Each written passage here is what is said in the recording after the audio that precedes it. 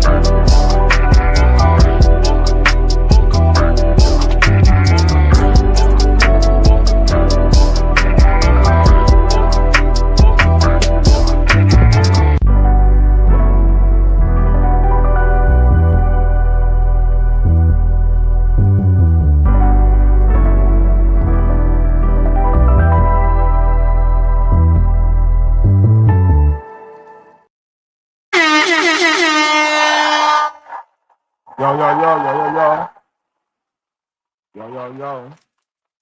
It's TTB After Dark, episode 56. Law present Antifa. Today is June 23rd, 2026. And yeah, man. We got a lot going on today. Right now, the NBA draft. That's why I got the jersey on, man. Hey, I still miss Luke. I ain't gonna lie. I still miss that dude, man. Man, I couldn't imagine he was here with Cooper Flag, but that's another story. But yeah, we got a lot of stuff going on, man. Got Texas Antifa getting sentenced. We got some developments on the Samantha Guthrie's mother's case. I can't remember her first name, but like a lot of stuff. We're gonna probably go through the video of the Karmelo, the whole Karmelo situation. And it's a lot of other stuff, man. Hasan and Asmongold, man. They've been going hard all week. Okay, what just happened? They got Dairy Queen. That's right. So y'all know the deal. Like, share, subscribe, man. If y'all watching the replay, please leave a comment so I get this algorithm, man.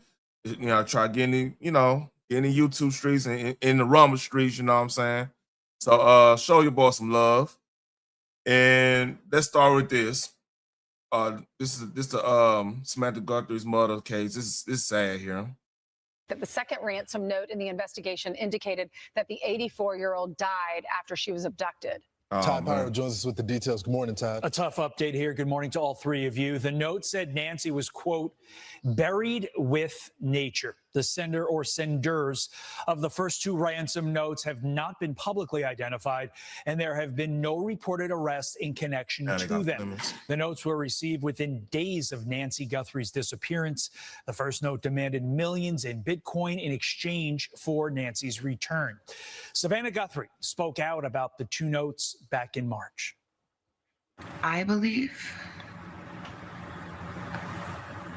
the two notes that we received, that we responded to, I tend to believe those are real. Man. Authorities have not publicly or confirmed or denied the note's authenticity, I should say. And we're now learning no money or Bitcoin was ever sent in response to the ransom demands. Images from Nancy Guthrie's doorbell cam showing a masked man at her house. Messed up. These were released early on in the investigation, but as we know, the suspect has not been identified. Savannah Guthrie sending a message to the suspected kidnappers back in February. We received your message and we understand. We beg you now to return our mother to us so that we can celebrate with her. This is the only way we will have peace. This is very valuable to us, and we will pay. Investigators have been searching for Nancy since she was taken from her. That's messed up, man. Couldn't imagine that, man. Somebody snatched up my mom or anything like that, man. It's awful, man. Real talk.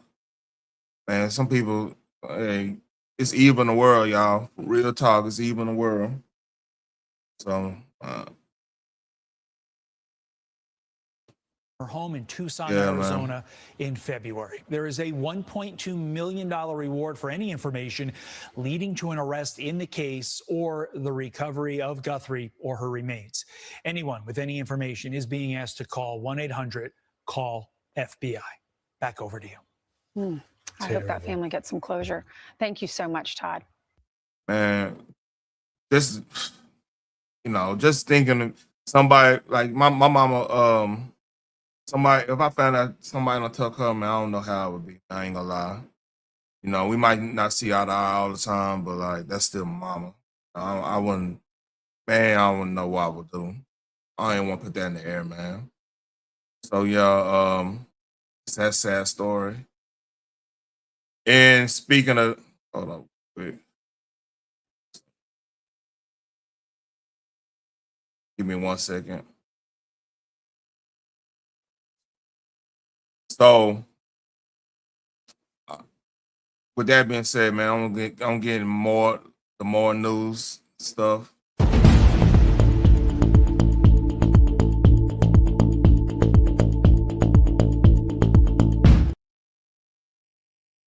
So, President Trump, he was up in, I want to say Pennsylvania, talking about they might be pushing for a national right to carry law. All right, what's going on? All right. By the way, I might have to pause this because the marriage pick is in. I want to when they announce, I want to have the actual voice of it.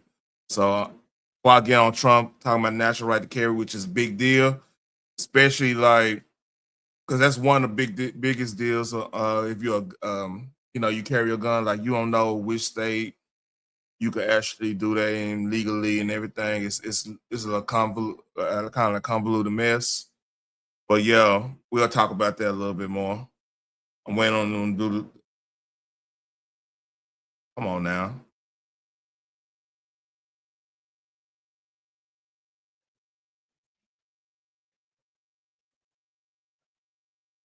All right. So yeah, we'll talk. I'll go more about it. I just want to see who the Mavericks take before I don't want to be distracted. And they take it to the pick in. Yeah. I hope everybody having a good day, man. Like I actually had an easy day. I came home, took me a long nap, man. Sometimes it ain't nothing like coming home from work, taking a shower, take a long nap, not being bothered. It's like the kid. Hold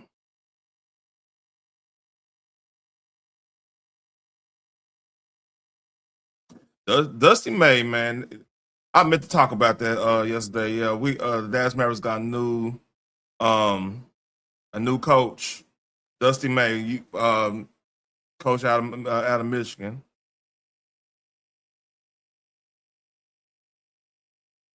And they won the national championship. Oh, here we go.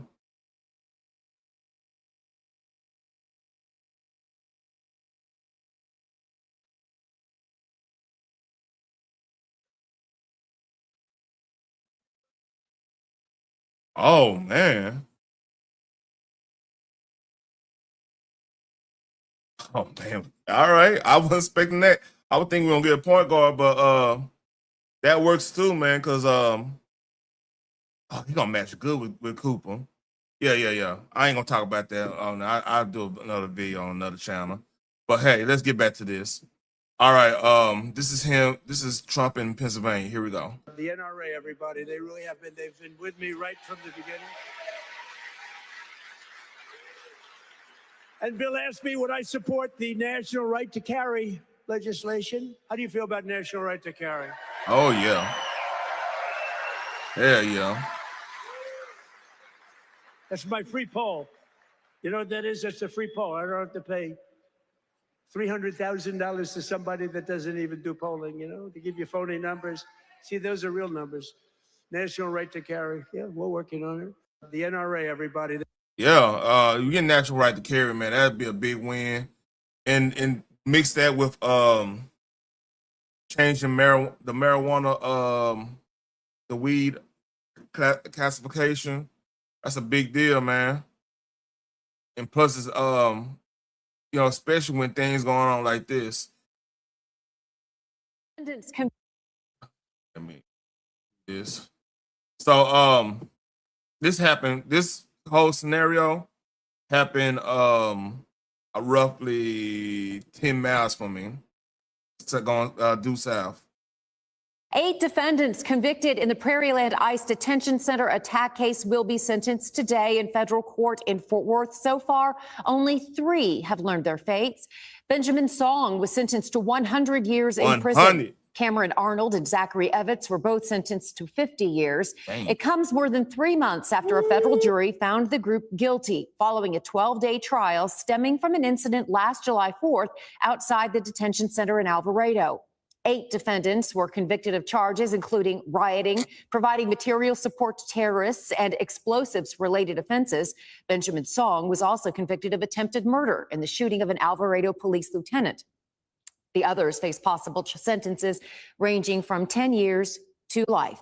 8 defendants convicted in the Prairie. Oh, the leader. This is the leader. I'm sure. I mean, of course, he's of the community and everything. I mean, no offense to that and everything, but. Yeah, man, like, 100 years. He getting 100, man. Everybody thought, Texas don't play, man. Hey, we don't play. That's why I'm like, hey, y'all got chill. Y'all moving down here, y'all got chill, man. Y'all can't, hey, especially this terrorism thing. They got him. They said, all right, yeah, we got you. You ain't, you know, we didn't put you up out of there. You're gonna do this 100 years, man. And a lot of people. And I don't even think he's eligible for parole. Like, if he is eligible for parole, like he eligible like at year 60 or something like that. Ooh, boy, 100 years. Man, dang. So yeah, that was a big news of the day down here, especially because like that I remember when that happened because that happened. Then the situation at the ICE facility in downtown, close to downtown Dallas. That went down. So it was a whole sporadic. Then that movie came out. I'm man, like one day, one bout after another. That came out, man. Like that was the wrong time for that movie to come out. I don't think like Hollywood was bigging up it, but I don't think a lot of people went to go watch that movie, man. And I watched it, and man, like I said, it was cringy. I ain't gonna lie, that movie was cringy after that, knowing all this was going on. So it was almost like they were trying to push people to the edge to do that stuff, do more stuff, right? So yeah, man, 100 years for the leader, and this him right there. Believe it or not, that's a him. Yeah, man, and they getting life, and man, it's crazy.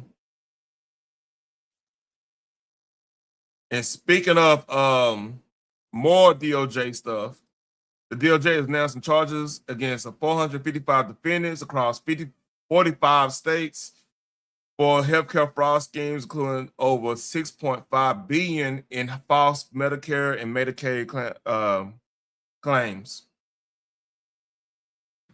This is just the beginning. Fraudsters can no longer rip off American taxpayers. If you seek to harm or cheat Americans, we will find you, seize any assets, and prosecute you to the fullest extent of the law.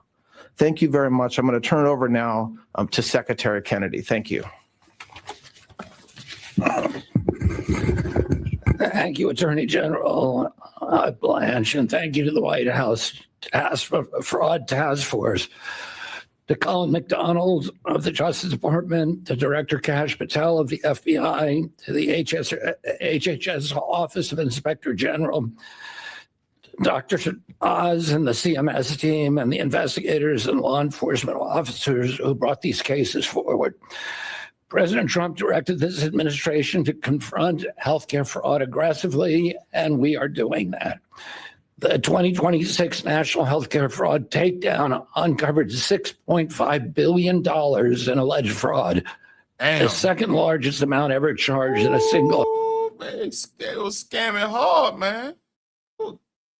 I go back, I hear that again. 2026 National Healthcare Fraud Takedown uncovered $6.5 billion in $6.5 billion alleged fraud, the second largest amount ever charged in a single healthcare fraud operation. The Department of Justice charged a record number of Medicaid fraud defendants. More than 440 defendants now face charges. This effort brought together federal agencies, state partners, and U.S. territories across the United States. 18 of the participating states, as Attorney General Blanche pointed out, were blue states with Democratic governors. Fraud does not recognize party lines, and neither does accountability. Today's cases include the largest Medicaid fraud enforcement action in the Department of history, 165 defendants charged with allegedly submitting more than $200 million in false claims to Medicare. Man, they scheme, man. 200 million. Allegedly submitting more than $200 million in false claims to Medicaid. These schemes did not target government programs. They targeted the American taxpayer. They stole money from workers who pay taxes, from families who depend on Medicare and Medicaid, and from patients who trusted their healthcare professionals to be serving their health interests when it turns out they were just chasing money from our agencies.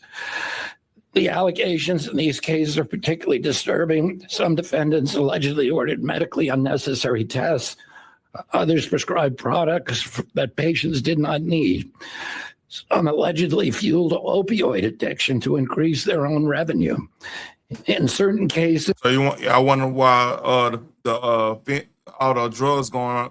It's one of the reasons. Not even going on the drug situation. It's one of the reasons why they are pushing to change the legalization classification on marijuana, because of the and President Trump talked about it yesterday. I had it yesterday. Like they have to kind of do something different, because opioid addiction is bad. Like, it's crazy right now.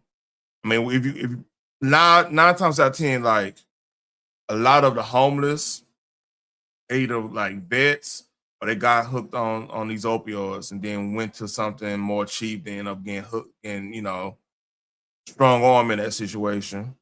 With the drugs, I should say. So yeah, man, like it's bad. I want to say that's probably one of the biggest culprits of the homeless epidemic is the opioid crisis. These patients allegedly died while believing they were receiving legitimate medical care from providers who only viewed them as billing opportunities.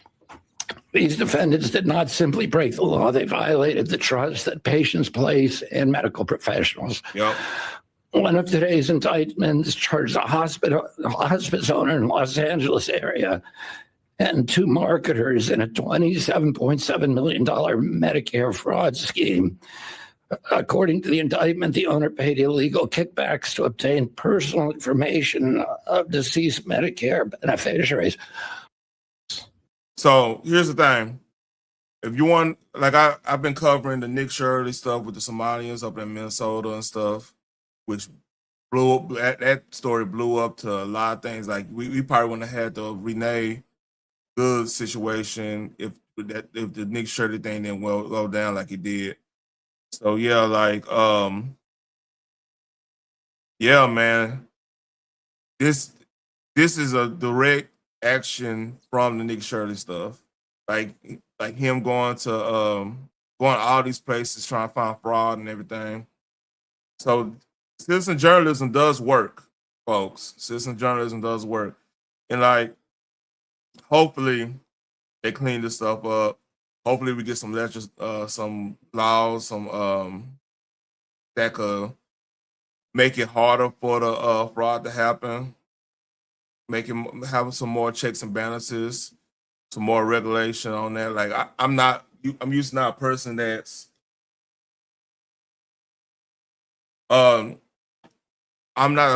typically not a person who will be pushing for more legal regulation. And honest God truth, like I will make an argument that if you don't allow so much funds to go to these programs, you want to have so much fraud because you have to be more mindful of where the money going. You have to have more checks and balances in that. So it'll regulate itself because the money will be finite, way more finite than it is now. So that's an argument to be made. That could be the self-regulation. It'll be a self-regulating situation if you kind of take a lot of the money that we've been given to Medicare and Medicaid. I know that's politically suicide in some cases, but I feel like like Medicare should not be this expensive. And one reason is this expensive is because government intervention in it. Because like somebody on the other side, I would say on the left, said that healthcare should be a right when it's a service. And once we get a hold of that, they'll hold of spending. Because like if you go look at our spending, our deficit, a lot of it is unfunded liabilities, I believe, which is basically stuff we promised that we just, that's just in the budget because we promised it and stuff. That's basically what it is.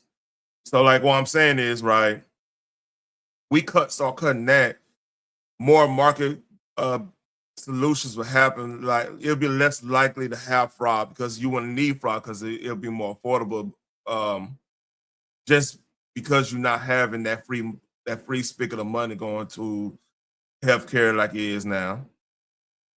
So it's a double-edged sword because like some people say, well, that goes into the research and all this stuff. But right now we see $6.5 billion just going to the ether. You know what I'm saying?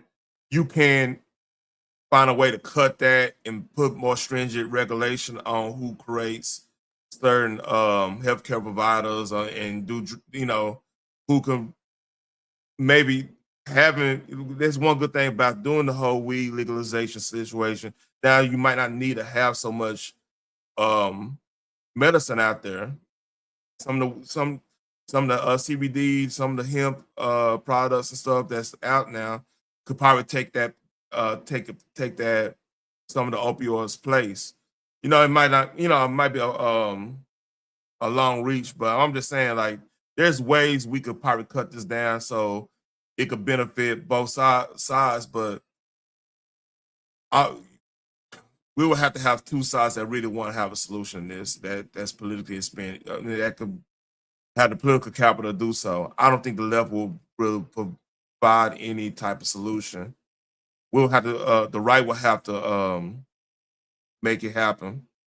So speaking of healthcare, like Tulsi Gabbard been really talking about this. Like this is her last, I believe this is like her last act as DNI, Director of National Intelligence. So she's going after Fauci really hard in this.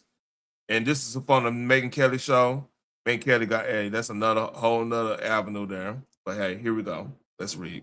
But the thing that we are working with Jay Bhattacharya, the new NIH director, on with, as well as Secretary Kennedy, is looking at the gain of function research that in the case of the Wuhan lab, as well as many others around, many of these other biolabs around the world, was actually U.S. funded and leads to this dangerous kind of research that in many examples has resulted in either a pandemic or some other major health crisis. Well, let me ask you specifically, because we already know that EcoHealth Alliance was partnering with this Wuhan lab to do gain of function research. That's right.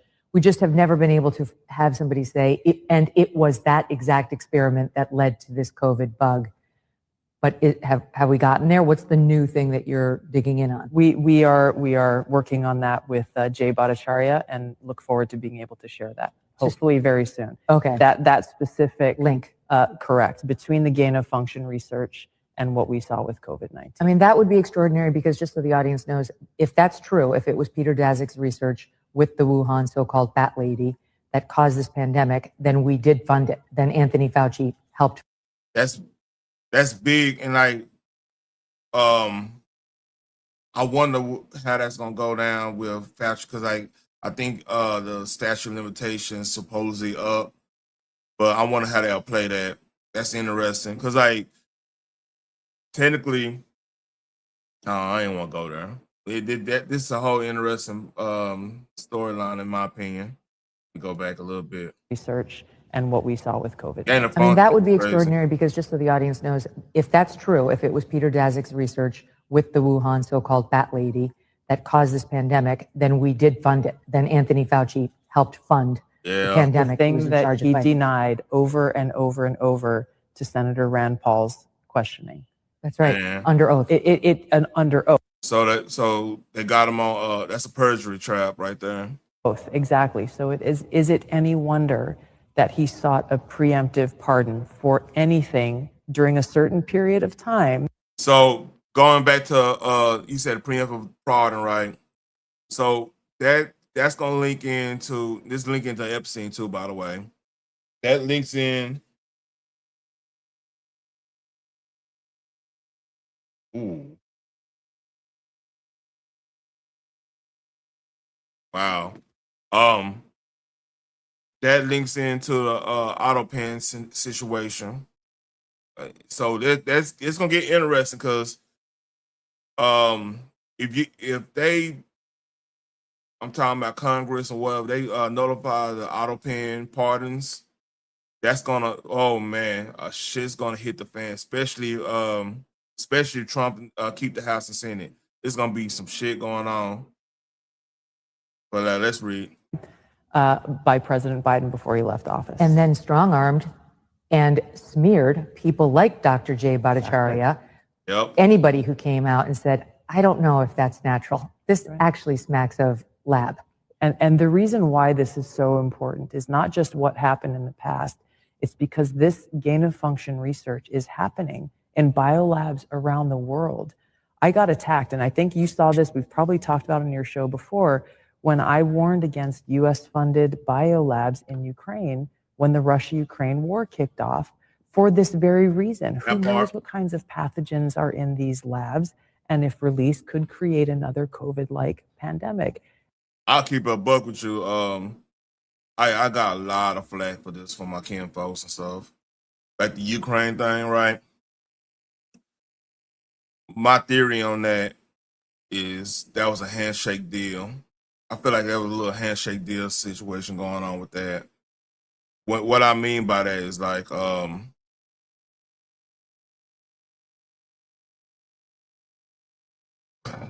Hunter was doing business with Ukraine, right? And he was dealing with business with Russia with that gas company he was a part of. So like it didn't make sense in my opinion, knowing like Russia really need to have like a good trade deal. Taking over Ukraine didn't make any sense. I understand Russia's point of view when it came to Ukraine want to be in the EU and NATO. I understand that point. Like NATO is one thing because NATO, like you got a direct line to the president office when you're dealing with NATO. So if there's any misunderstandings, it's basically they're gonna be calling, you know, the president or who, you know, the national security advisor, whoever in the league, that a State Department, whatever, you know, they have a direct link, so nothing untoward happens. But with the EU got their own agenda. So that part I understand Putin's point of view on that. Like, yeah, you don't really want to be, you can't be in both. Like, because like EU got their, like I said, they got their own agenda. They're doing a lot of stuff. The immigration is out of control. We're gonna talk about that a little later with Asmongold. That whole situation is not a good. If I'm Russia, I wouldn't want that in Ukraine because you're a neighbor. There was one country. All of it was the Soviet Union at one point in time. And if y'all know anything historically about Ukraine, like Kyiv used to be the capital of all Russia before Moscow, way back in the game, in the gap. I'm about to say something. Had a foreign slip. Way back in the day. And some will argue that's one of the birthplaces of Vikings. That's a whole nother story there. But yeah, I understood Putin's point, but like I think it was a wink, wink, nudge, nudge. Let Russia get Ukraine. That's why like Biden was doing a little this and that. And what happened that with the places they bombed, that destroyed a lot of the evidence of Hunter's involvement with the with Ukraine and the under dealings and a lot of money being moved around and the whole quid pro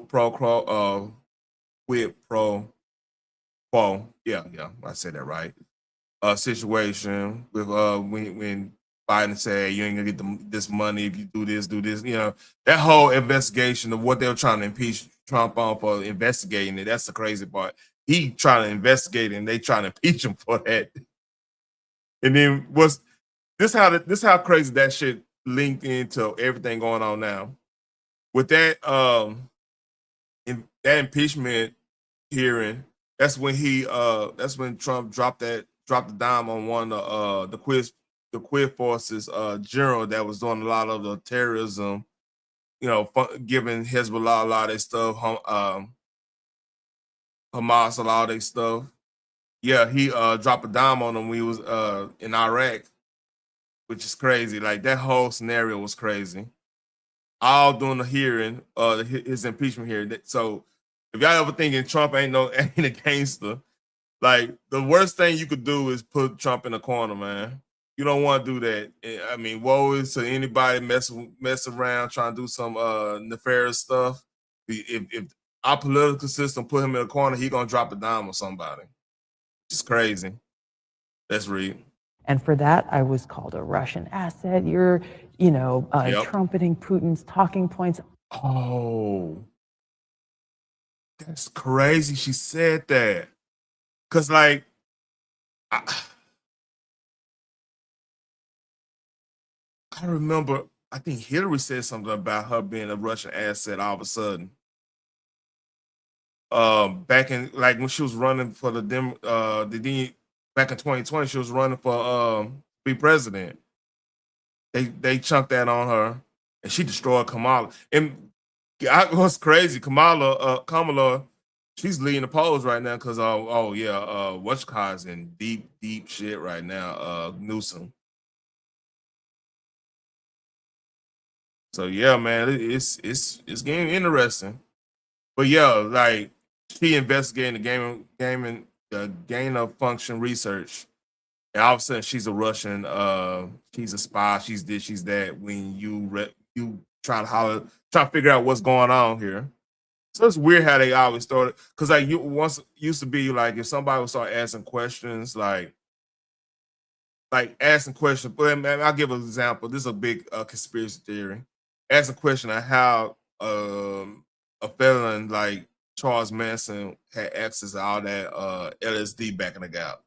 So that was a big thing about the CIA giving I ain't say CIA, well some state, I'm not gonna say CIA anybody because I don't know, but some state actor was giving Charles Manson the LSD to give to the ranch, them people at the ranch that ended up happening during the whole that whole scenario when happened in California back that the murders and stuff that went down. You said it's the whole helter skelter stuff. So like when people used to ask questions about that, they would make a term for people who ask questions. They'll call them conspiracy theorists. Even with the whole COINTELPRO stuff, when you start talking about that, they'll label you a conspiracy theory or theorist or whatever. So now, when you start questioning things that's going on in the government, like things that's weird, like why the whole Ukraine thing was going on.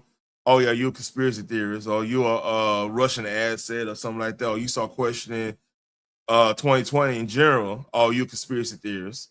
So that's a way to shut you up.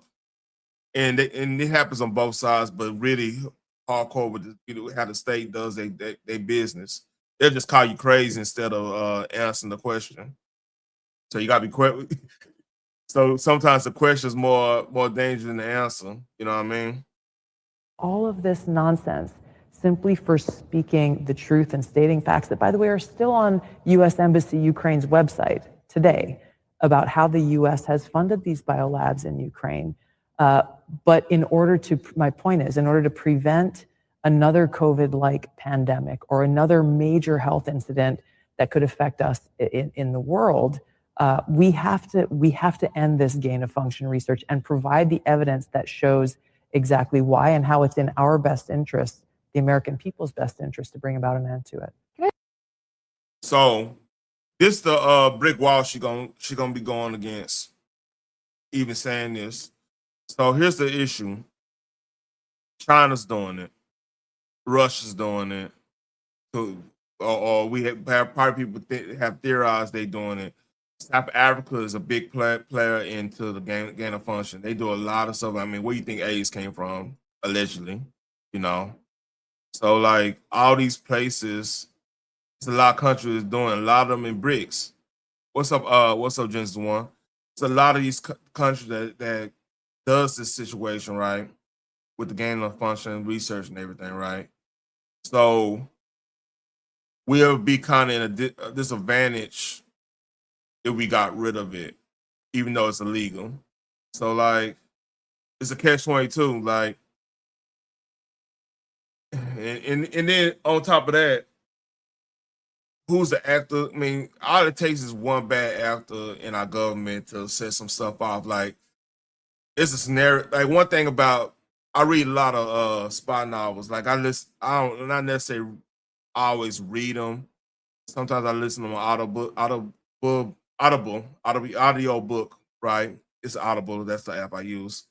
So yeah, I listen to a lot of Tom Clancy stuff, and really Tom Clancy, he was a liaison to like the Pentagon stuff from back in the day and everything. He started making spy novels and stuff. He got real big during the Reagan administration.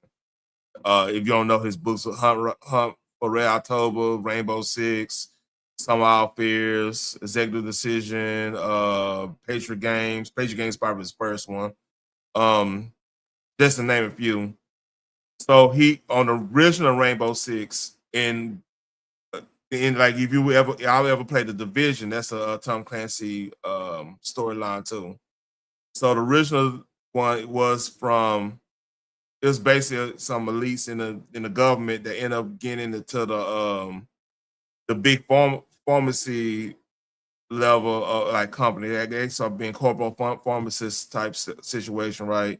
They did like gain of function. So, and it was environmentalists. So what their idea was, the whole plot in there, I'm just saying the plot was for them to create a weaker strain or something that everybody get, but like nobody would get super sick off of or whatever. It was like a version of like a flu or whatever, right? But then the vaccine and cure would actually be worse, than will actually activate a deeper strain inside the strain. And then it was like it will activate it, but it won't be contagious until a certain type of event. So like basically Rainbow Six, they had to go and stop that situation and apprehend the people. So that's basically the story of the original Rainbow Six book, right? And it's crazy reading those, then seeing what happened in 2020 and hearing about the gain of function research situations and hearing about this stuff. Like people, they kind of sometimes with fiction, they kind of use scenarios that probably been floating around in places of like the council foreign relations and stuff like that. They float a lot of this stuff around, and to kind of get people's minds together on how to respond to something like that. It's interesting how they do things. And if you listen to any spy novel, you'll have that scenario. So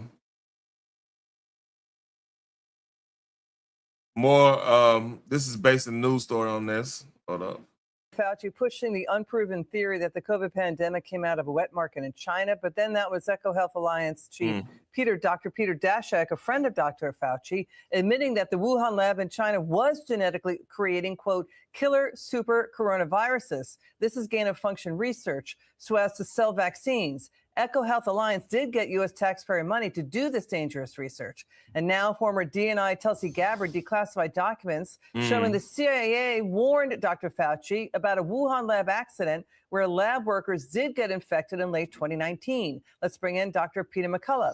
Doctor, what's your take on them talking about this? The documents show a government official under Joe Biden said they saw this video of Daszak talking about inserting spike proteins into viruses to make them super viruses more infectious to bind to human cells. What's your take? Fauci, when he was talking about the wet lab, he was lying through his teeth. He knew all the while that SARS-CoV-2 was created in the Wuhan Institute of Virology. And his influence was enormous through the intelligence community, the academic community. That's crazy. That is insane. Hold on. I got to do something real quick. Give me a second.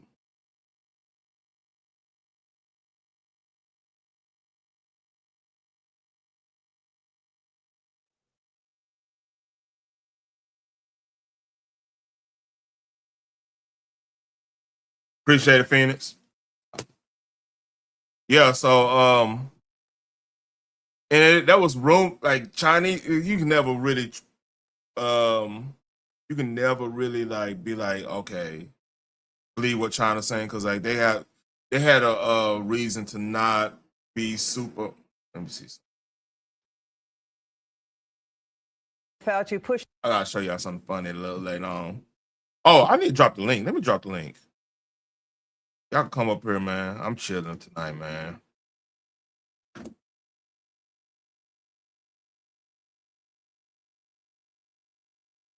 So y'all want to see something crazy? It's from TMZ.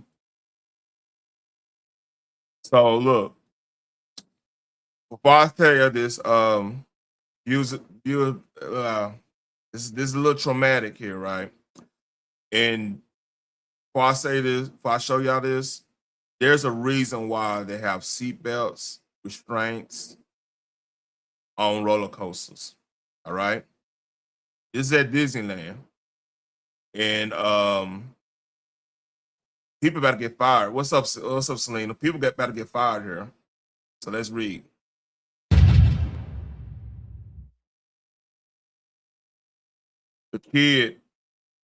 Some kid fell off the splash mountain.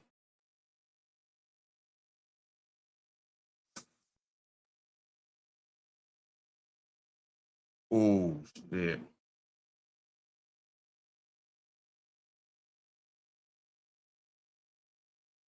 All right, I ain't gonna watch that anymore. I gotta see. He got it out right. Look like.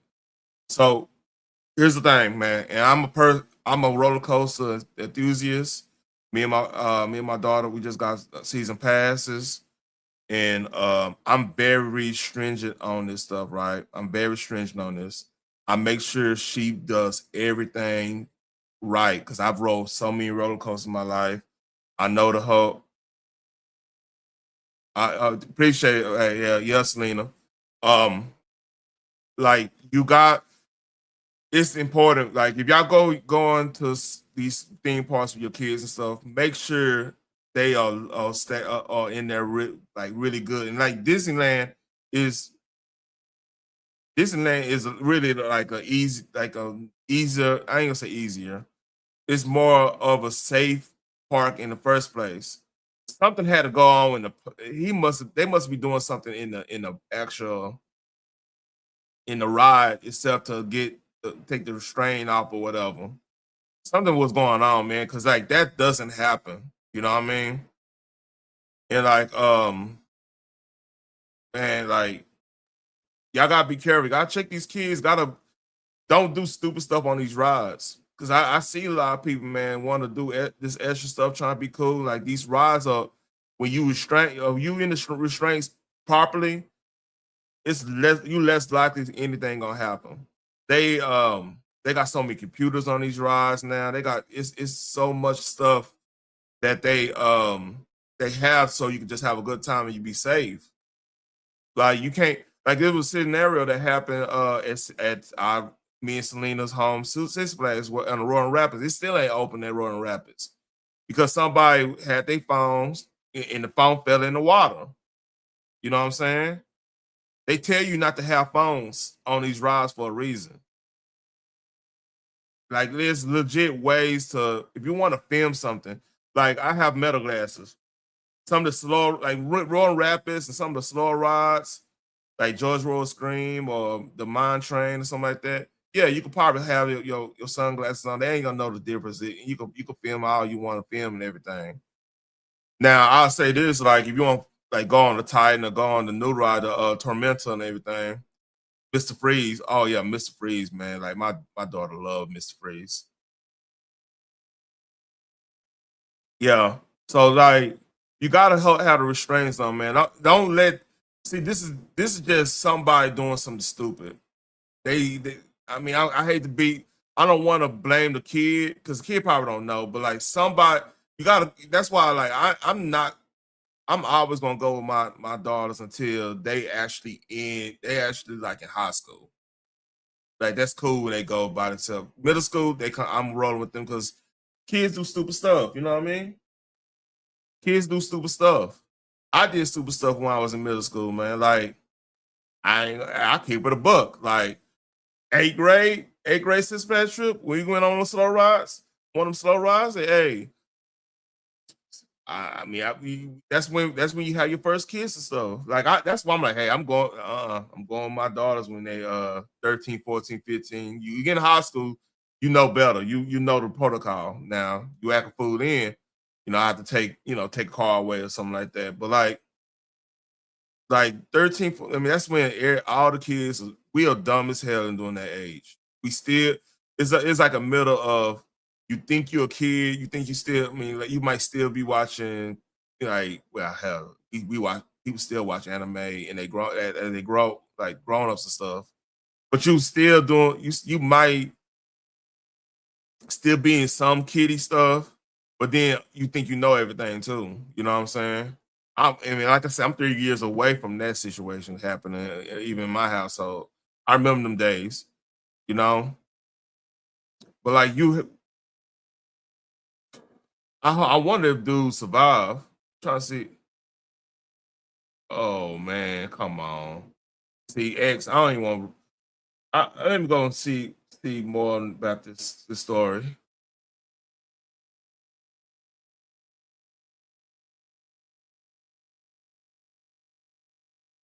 Oh, it happened. It happened Sunday.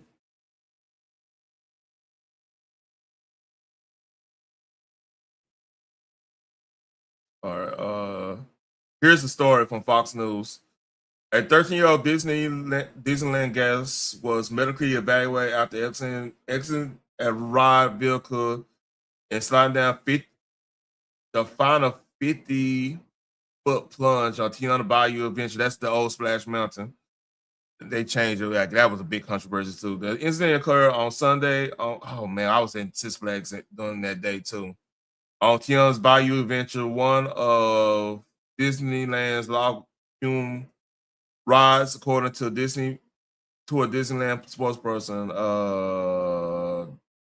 I hate the non-gender and language is stupid to me. The boy got out of the long ride vehicle before the attraction final descent. A cast member immediately stopped the ride, and the team was later taken to a local hospital for evaluation. Both person said he evaluated as a precaution and later released. Oh, good, he lived. He didn't 50 feet. Like it's a slide though. See, man, like if this was like Texas Giant stuff, he wouldn't have made it. I'll keep it a bucket. If he was Titan or something like that, one of these big like the hyperculture coasters, or, on that type of time, yeah, he wouldn't have made it, man. Like you can't be playing on these rides like that. So that's a blessing there, man. He made it. I mean, he had, hold on. One radio was riding the attraction at the time, claiming that several passengers saw the boy 5 moments before the ride came to a stop. He attempted to exit the vehicle on top of the final drop. Another user wrote, the ride stop mechanism failed to engage or was already threshold free. Oh, come on. Like, man, like I said, you gotta raise your kids, man. Like, what was he thinking?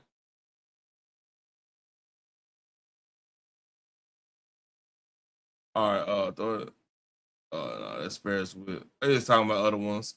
So man, that's a blessing that nothing else happened.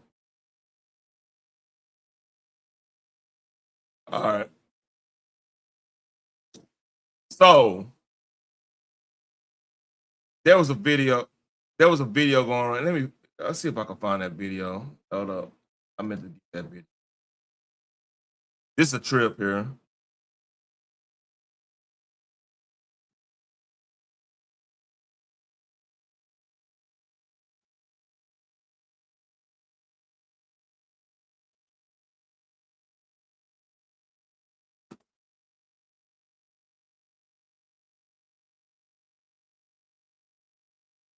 Let me up here.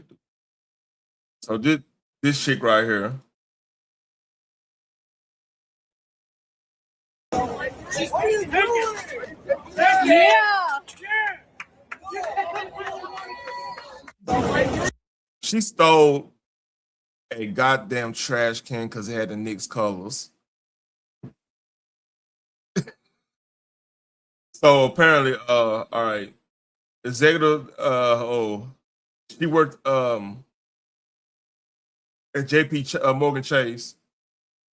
Her name is Angie Baez, Dominican from the Bronx, first generation American, and probably definitely going to launch a podcast called Unconscious Baez in near future. She might need to get on that because I got yeah. So yeah, they proved that she is a employee of JP Morgan Chase, and she was a quote unquote DEI executive, which is, man, come on, you guys sit your head down. I'll tell you right now. Look, I'm not gonna say one thing or other about DEI stuff, but just if you're a DEI executive, project manager and everything in these big corporations, you don't want to do anything on raise suspicion and raise eyebrows to your nature of working at that place. This is the last thing you want to do, because the thing is, the internet going to internet. People gonna figure out who you are, how you live and everything, what you work, where you work at, especially if you're doing something so outrageous, right?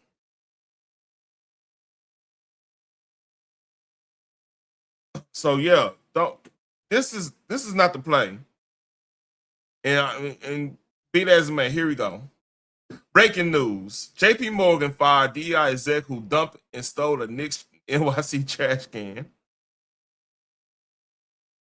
She was on a subway with a Knicks trash can. Come on, man. What are we doing here?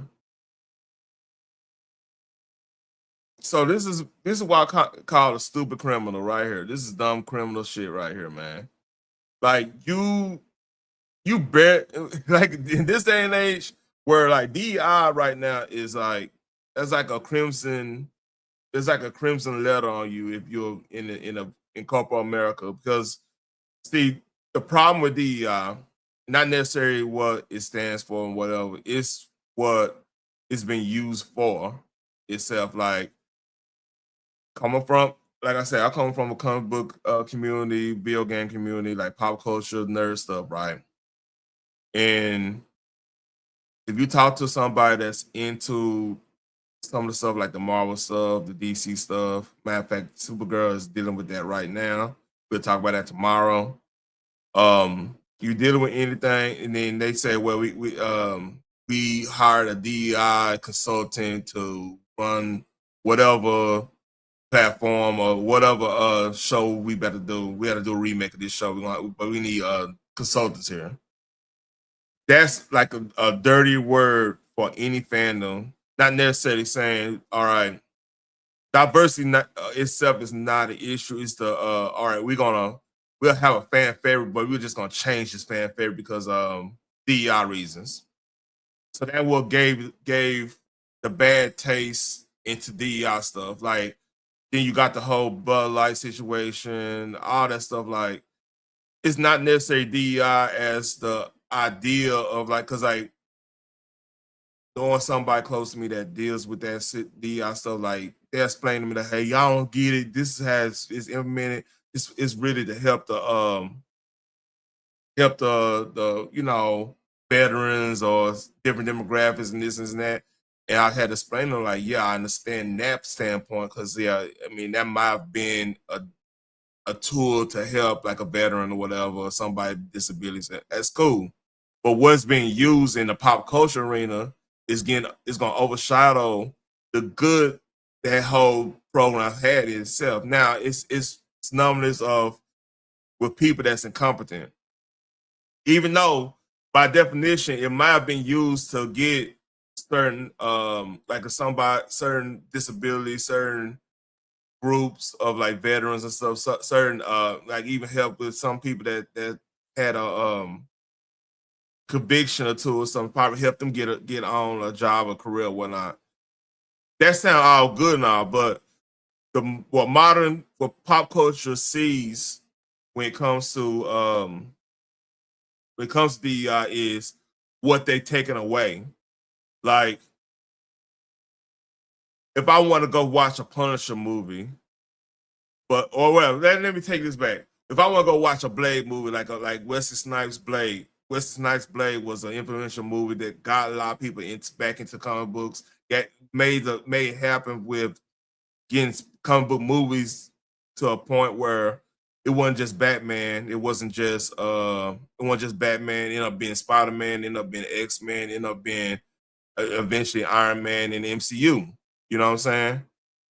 And Ghost Rider and Daredevil, all that stuff, right? All that stuff. So what I'm saying, like they want to go watch a Blade. Now we do a Blade. Now you're gonna have a DEI consultant gonna say, well, it's too masculine. It's more masculine, toxic masculine. And you start talking like that nonsense. It's gonna put a bad light onto your whole situation with DEI. Now with somebody gaming, they hear DEI and they hear, well, you're gonna have to do a sensitivity training. They're gonna have a bad taste. Then once they get that position where they could get rid of it, they're gonna get rid of it.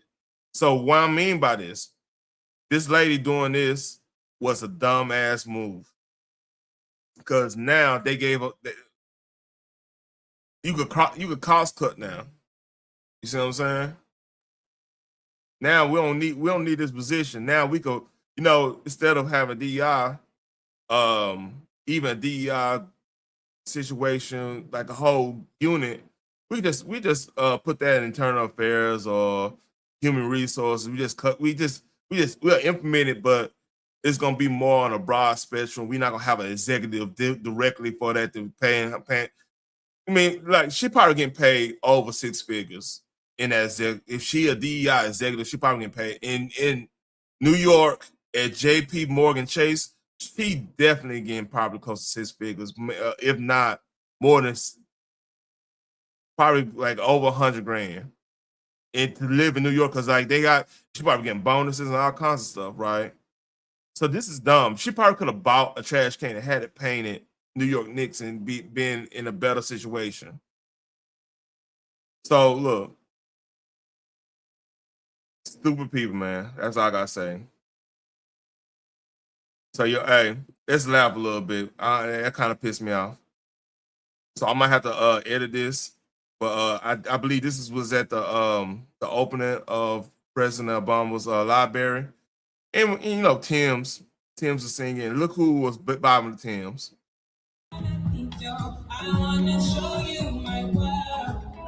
I have a thing of Tim's and Sizzle. I got a thing for my wife. No, like I'm just gonna vibe when she. So when you see this, I understand.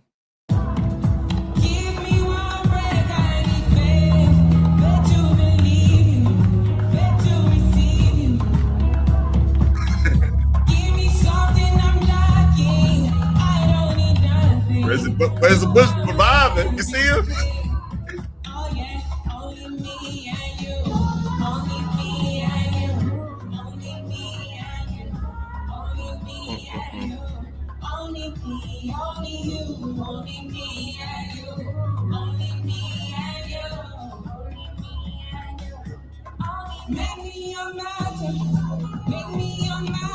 All right, that's enough. I don't want to get flagged, but yeah, salute to Sizzle. Salute to Tim's. I'm thinking Sizzle. My bad, I'm tripping.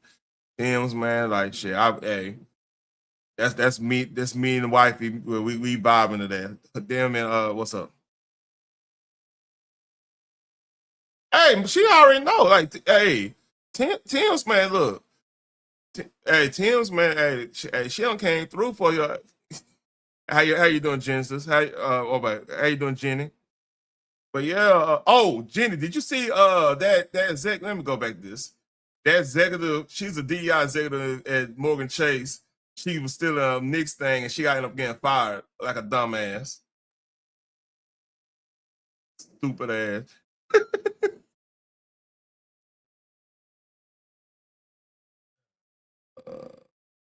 All right, we got 3 more picks to Mavericks pick again. So yeah, Tim's like I said, like, look, man, my old lady, she like my little Tim's in a way. We good, man. She don't gotta worry about nothing. You know what I'm saying? I mean, that's my baby now. She doing homework anyway. She chilling. All right. We at the segment.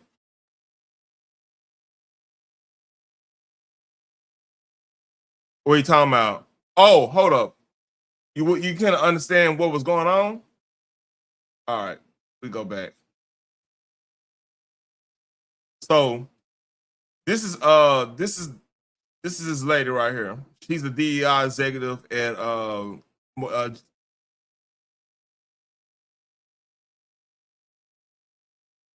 she stole it. She wanted to keep it for herself as a souvenir. And she got, of course somebody fucking around and videotaped it. Well, videotaped it. Cammed it up. Ooh. What are you doing? Yeah.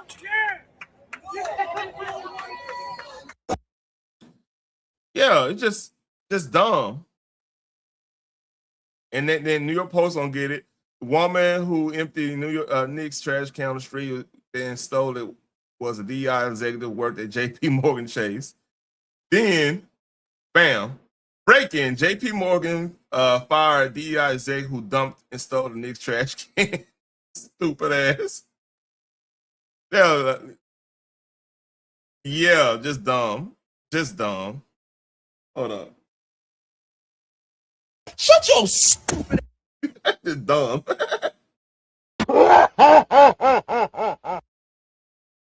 Yeah, this is dumb. All right. Let me me drop the link again if y'all want to come up. For y'all want to come up on this, man, because I'm at the segment of we want to talk about Karmelo Anthony again. I dread this. And shout out to TTB. He posts this on X, getting it from him. You know what I'm saying? So yeah. Let me see. It's a lot. Let's see. Let me look at. All right, I'm gonna start around right here. So y'all, if y'all know, back in on Friday, they released this. They released this video and everything, and yeah, I let's go through this. Very dumb, Jenny. So this the tent, everything.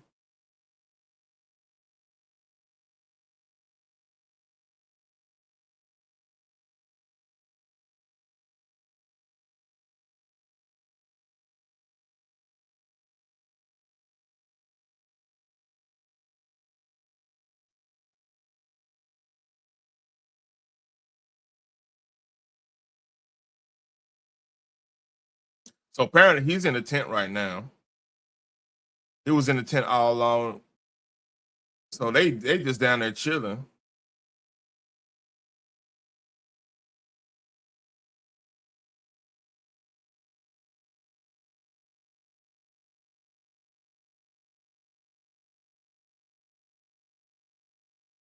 So somebody moving around in there.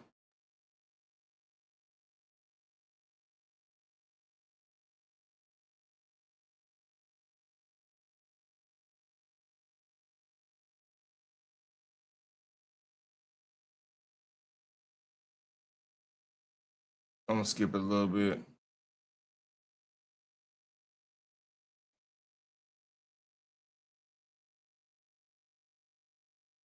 It don't even look like a hostage situation. You know what I mean?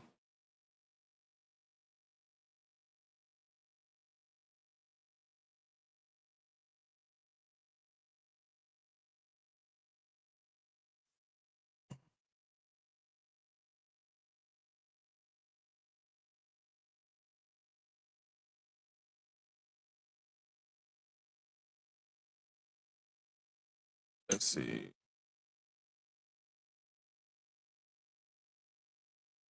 More kids going up there. I'm skipping a little bit because it's just they just sitting there. We almost there.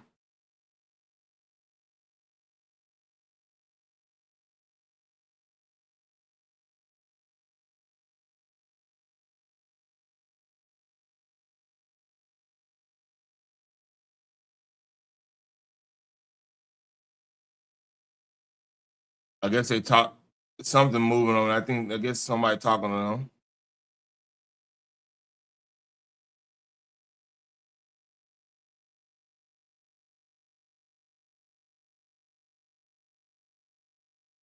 But again, right now it don't look like nothing hostile going on. Oh, there you go. There you go. So we go back. Hold up. So they were talking right there. You can see. What's up, Judge Jay? He lean forward.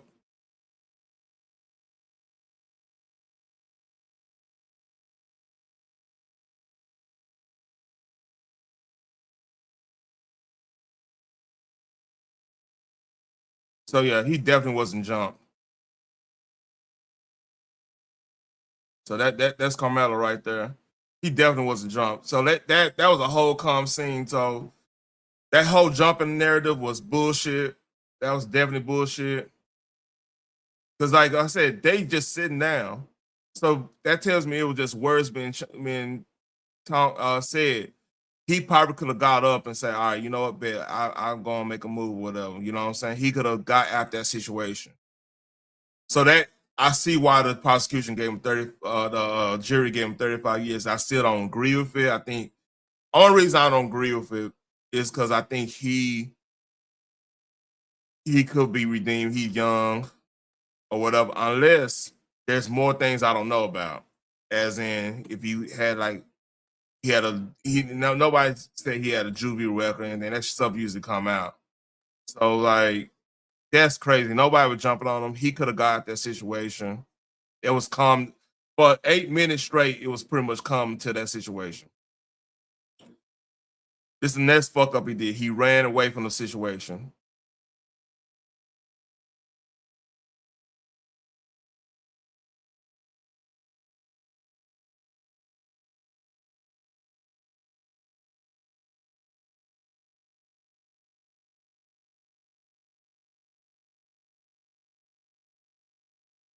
Yeah, man.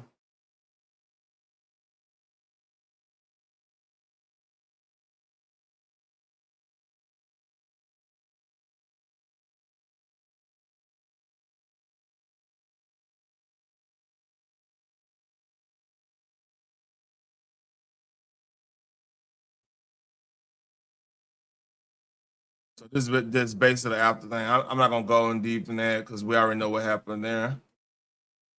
So I mean,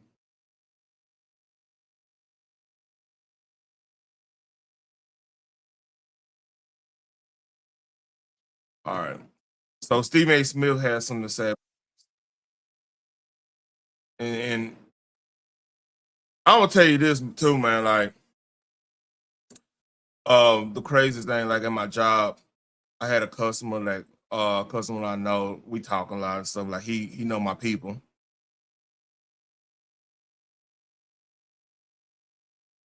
I definitely know the past. And let me. All right, you take care of Jenny. You take care. So this is why it was.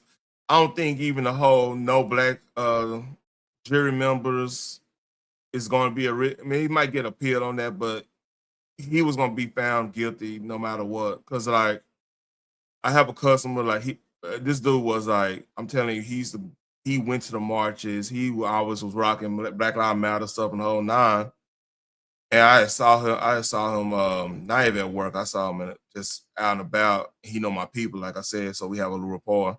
So I was chit chatting. I said, man, we just be chit chatting. He like, hey, what do you think about the Karmelo thing? I was like, hey, he probably shouldn't got 35 years, but that was a hard case to prove. He probably should have got a deal. He was like, man, I was saying the same thing. So I'm telling you, somebody that was an avid BLM, go to the marches. I believe he was at the march when the whole situation in July 9th happened with one of my workout partners was one of that whole shooting situation. So yeah, like he was in it. Like he was always like he was really big on X talking in Black Twitter. He was all into that stuff, right? Which I was part of it, of course. I watch to see what's going on, see what everybody mindset is.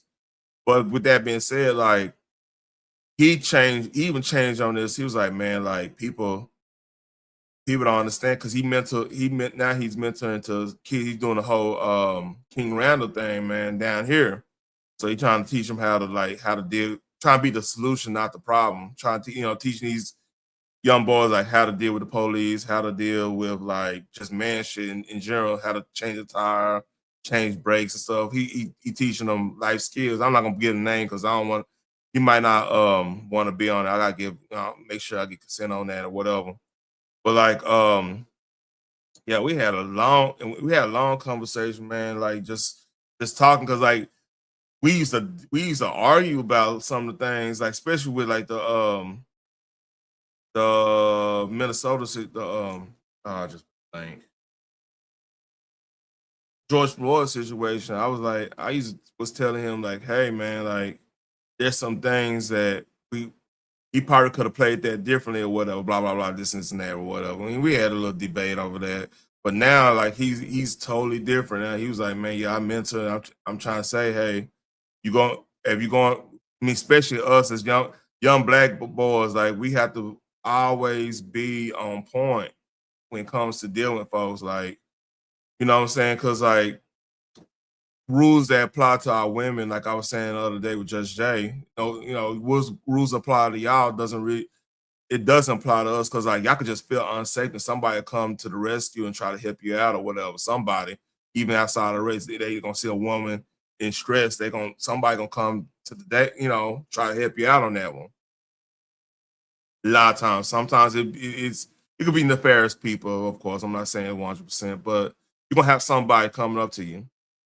Us, if we feel unsafe, we have to have a protocol on what we do to get out that situation or go through the situation, you know what I mean?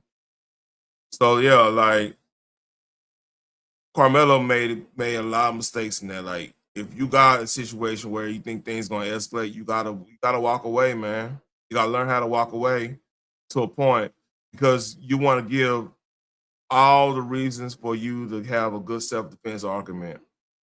Like if you fighting somebody, you don't want to hit them while they down because that could go from simple assault to assault and battery, like felony charges, real easy. Especially if you end up unaliving them with a fight, which that can't happen in street fights. Yeah, and I mean that's criminal negligence. That could be second degree, up to second degree, maybe up to first degree in some cases. If you take something, that could be capital murder. I mean, that's just you have to be very careful when you're dealing with threats, when you're dealing with fighting, and dealing with you gotta. It's all about framing. It's all about understanding your rights. It's all about like, oh, got dark. All right, go. It's all about understanding all that stuff, right? So let's read.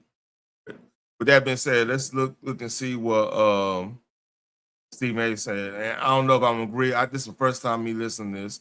This is from the show, this podcast. Salute to him on that. AB kind of got you doing that. Let's keep it up, but that's another story. But salute you on that, man. Anyway, nevertheless. For those who want to support Karmelo Anthony, who want to act like a crime wasn't committed, who want to act like he was completely provoked, instead of bringing up the fact that he had no business having a knife at a track meet, instead of acknowledging the fact that he was in no real perceived danger in terms of his life being threatened, in terms of acknowledging the fact that under no circumstances, based on the evidence of what has happened, did it warrant him stabbing somebody in the chest? That's the thing. And this is why it's important. Like I know people talking about constitutional care and everything. This is why it's important for us, especially if you're a minority, quote unquote, right, to go to do the CHL class. Number one, there's a benefit from it, right? I speak for Texas standpoint. I can't speak for anywhere else. When you do a CHL class or whatever they call it now, they got a different acronym now. That means like when you do, let's say you go on to purchase a firearm. Now, like with I think it's NICS. That's the ATF form, whatever. It's the whole process when you go through, put your information on, everything like that. When you do that, have that card, it like basically they don't have to run it through the system. You kind of grandfathered in because they know you in the state system. So basically, it cuts down your gun purchasing time like in half, maybe 3/4. So because most of the time when you purchase a gun, they gotta run your name through the whole database, make sure you're not failing this and that. But if you got the concealed handgun license, that's one of those things where you kind of already been vetted. You know what I'm saying? So I suggest people, if you especially in Texas, anywhere in the South that got concealed, just go through the class and learn the law. And plus, you proficient in that whatever caliber you're using. Because like I know here in Texas, you can't qualify with anything under a 9mm. So 380s, 22s and stuff, you're not gonna get qualified. But that's but the good thing about it, like if you could run, if you could fire a 9mm, you probably could fire any handgun out there to a point. But it's good to go there. You know the laws, how they worded, the use of force, the protocol you got to do. If let's say unfortunately you have to use your firearm, like it's a way you call the police, it's a way you deal with the police when in traffic stops. It's all that. So like you a lot of times it's a lot of YouTubers that actually went through, like especially not gun, but like car enthusiasts that go through that, right? So yeah, I highly suggest y'all going through that class and stuff. And plus, you can help other people understand the law. If we're going to sit up there and we're going to ignore those things, here's what we can't ignore. Here's what's unavoidable. People are going to bring this up too. Where's all this noise over what happened in Chicago on Juneteenth? Here's the thing, man. Even going there, like these robber in the hood, like rob. I'm gonna say like just in general, robber schools went to other schools and start mess. That's been, you're always gonna have that. Kids gonna be kids. They're gonna do stupid stuff, the whole nine, right? You always gonna have that. So with that being said, right, this could easily happen in the hood, and nobody that's protesting the situation, protesting the all-white jury and everything. Well, that's even capped. There wasn't an all-white jury. You had Hispanics and Asians in there, but some people that they think they too black. Send them overseas, they be begging to come back. That's shout out to Ice Cube. That's a cold ass line. Y'all know that's from the Ice Cube, nigga. You love to hate. They claiming they too black. Send them overseas. They be begging to come black. Oh, man, that's a classic line. So yeah, they gonna call anybody that's not them black, mean white. So yeah, it's crazy on that. Let's read. What's the relevancy for that? The relevancy for that is that we're arguing and going off and expressing hell and fury over the conviction of a guy who acknowledged he committed the crime. Told the police it's not alleged. I did it.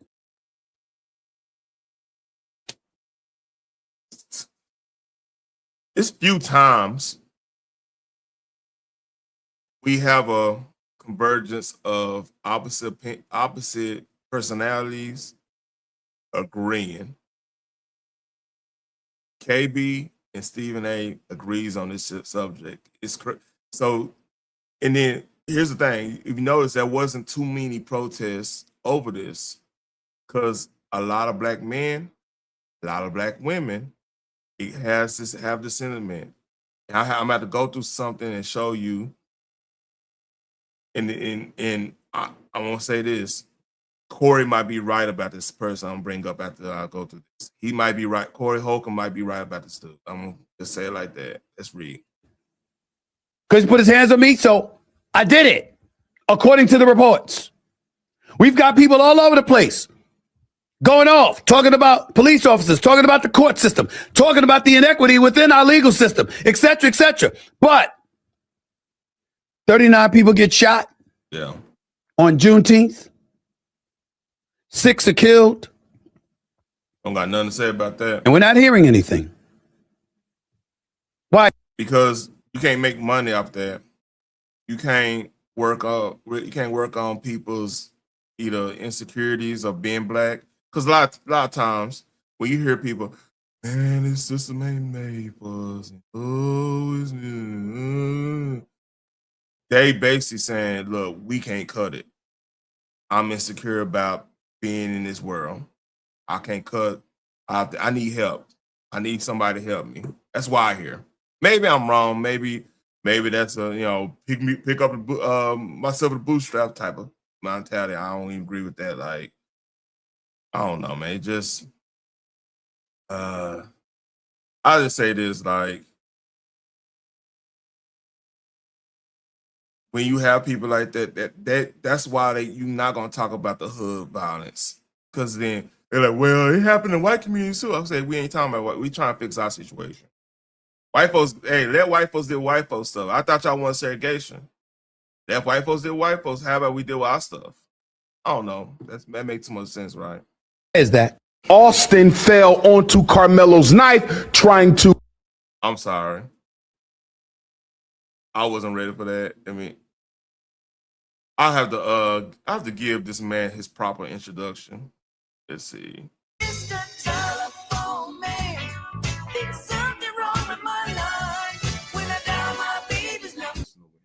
You feel me? Hold on. Yeah.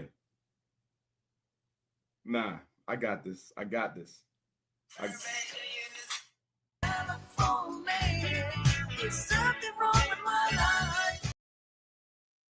All right. Austin fell onto Karmelo's knife trying to attack him because the knife is 3.5 inches. The cut was only 2. Loon, if I'm stabbing you, why am I going halfway with a knife blade that's only 3.5 inches? You fell on. Hey, I have to respect. I gotta respect the show standpoint. Anytime Dr. Umar is Mr. Telephone Man gotta come on. You know what I mean? I gotta respect it, man. This is a staple of my show today. Since we start doing Dr. Umar segments. Onto my knife. Regardless, Loon. Salute to Homie Tatum, man. I wonder if What's still training. I mean, I want to probably do a link up workout session, man. I ain't seen his brother in a minute, Bobby Tatum. Shout out to them. Do you really think those 2 black boys who fell on that white boy's knife? Time out, bro. I can't do it. I got to get my haircut. My barber here fell on a knife. There ain't no human being on planet Earth out of 21 witnesses said that he fell on a knife. Carmelo Anthony's defense isn't arguing that he fell on a knife. Nobody's saying that these black people cannot take accountability for nothing. Now the boy done fell on somebody's knife. That's the problem right there. You see, ultimately, we got to pick our battles. We got to be better than that. What we going to do, got to come together to resolve some of these issues. What's the best way to do it? First order of business is to be real. To be real about the evidence that we're looking at and go from there and pick our fights and pick our battles. See, and that's one of the issues. This is why you need masculinity in the black community to step up, because a masculine mind is controlling their emotions, and we strategic. I'm on stream, baby. We're strategic. You know what I'm saying? We think 5-10 years ahead. I mean, think about it like this, right? If we going to war, right? Well, like if you're a proper, like a grown up, you should already probably should already read Art of War. If you a thinking person, you got Sun Tzu Art of War is a must. Every grown man needs to read that. I'll say this. I read that. I've read President Ulysses Grant, his memoirs of the Civil War. He's the maker. He's pretty much the inventor of total war. You know what I'm saying? I read stuff like that, man. Because like, here's the thing: you gotta have a strategic mind. You can't sit up here and just a man that's not strategic in their actions, man. You're gonna fall for everything. You're gonna react to everything. And you're not capable. You know what I'm saying?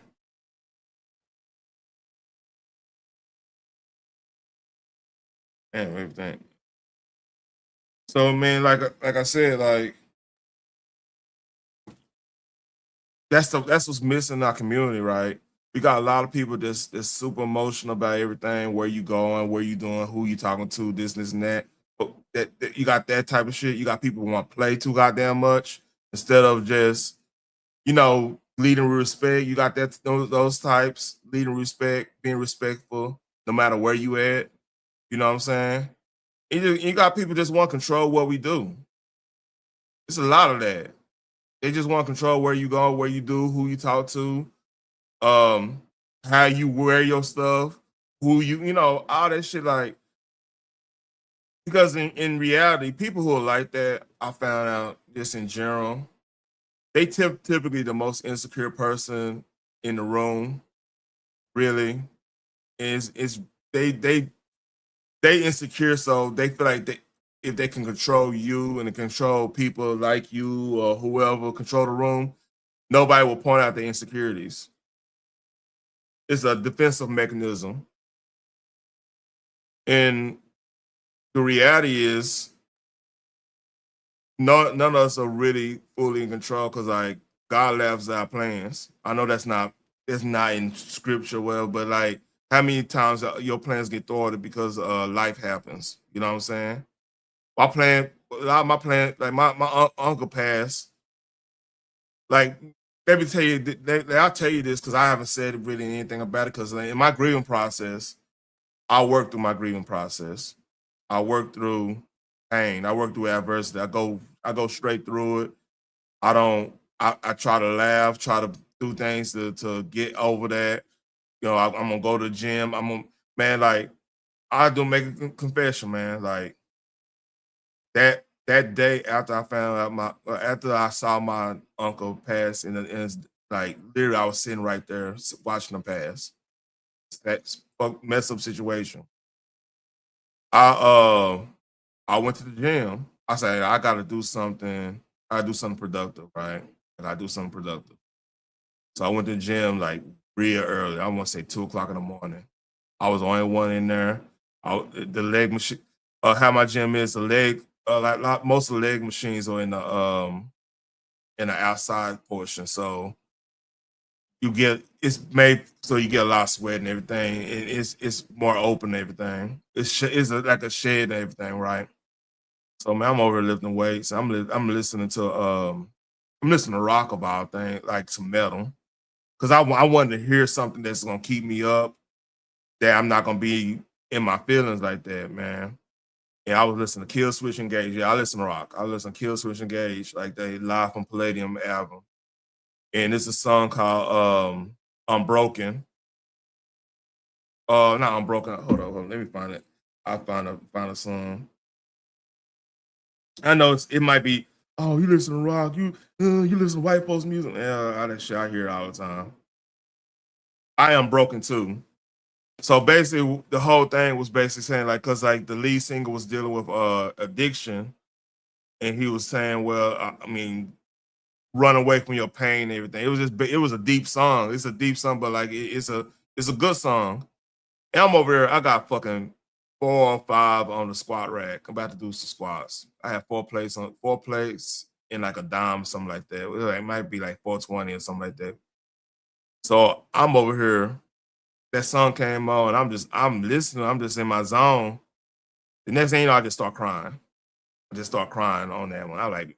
And that's the way I grieve. Like, I don't want to be out here in my feelings.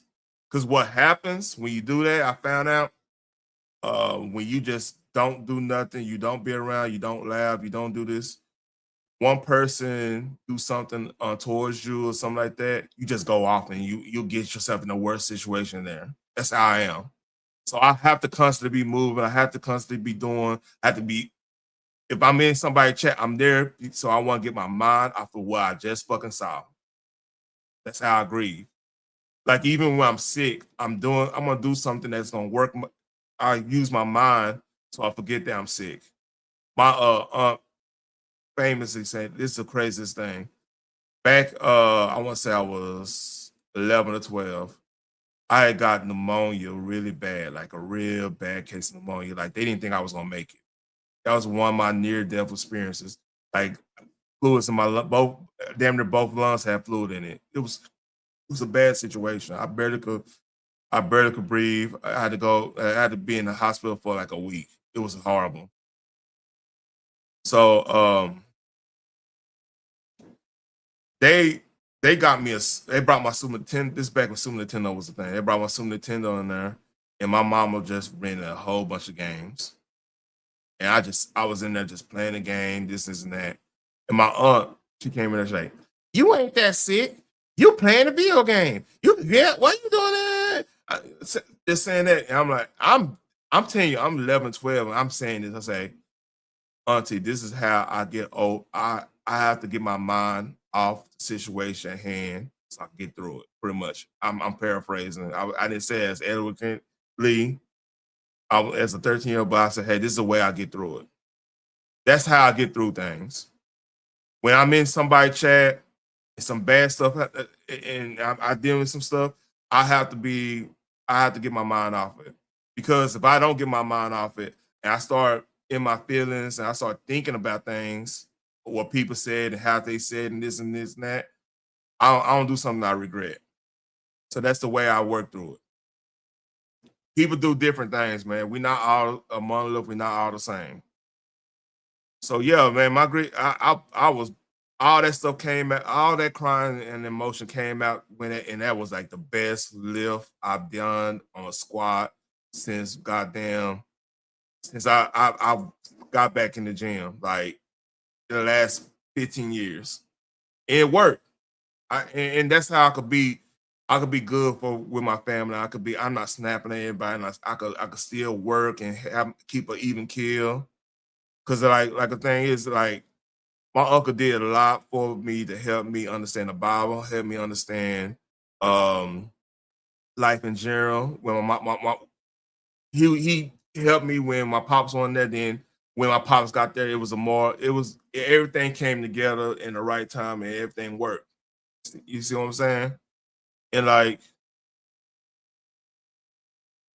that's why when I see this Karmelo thing, man,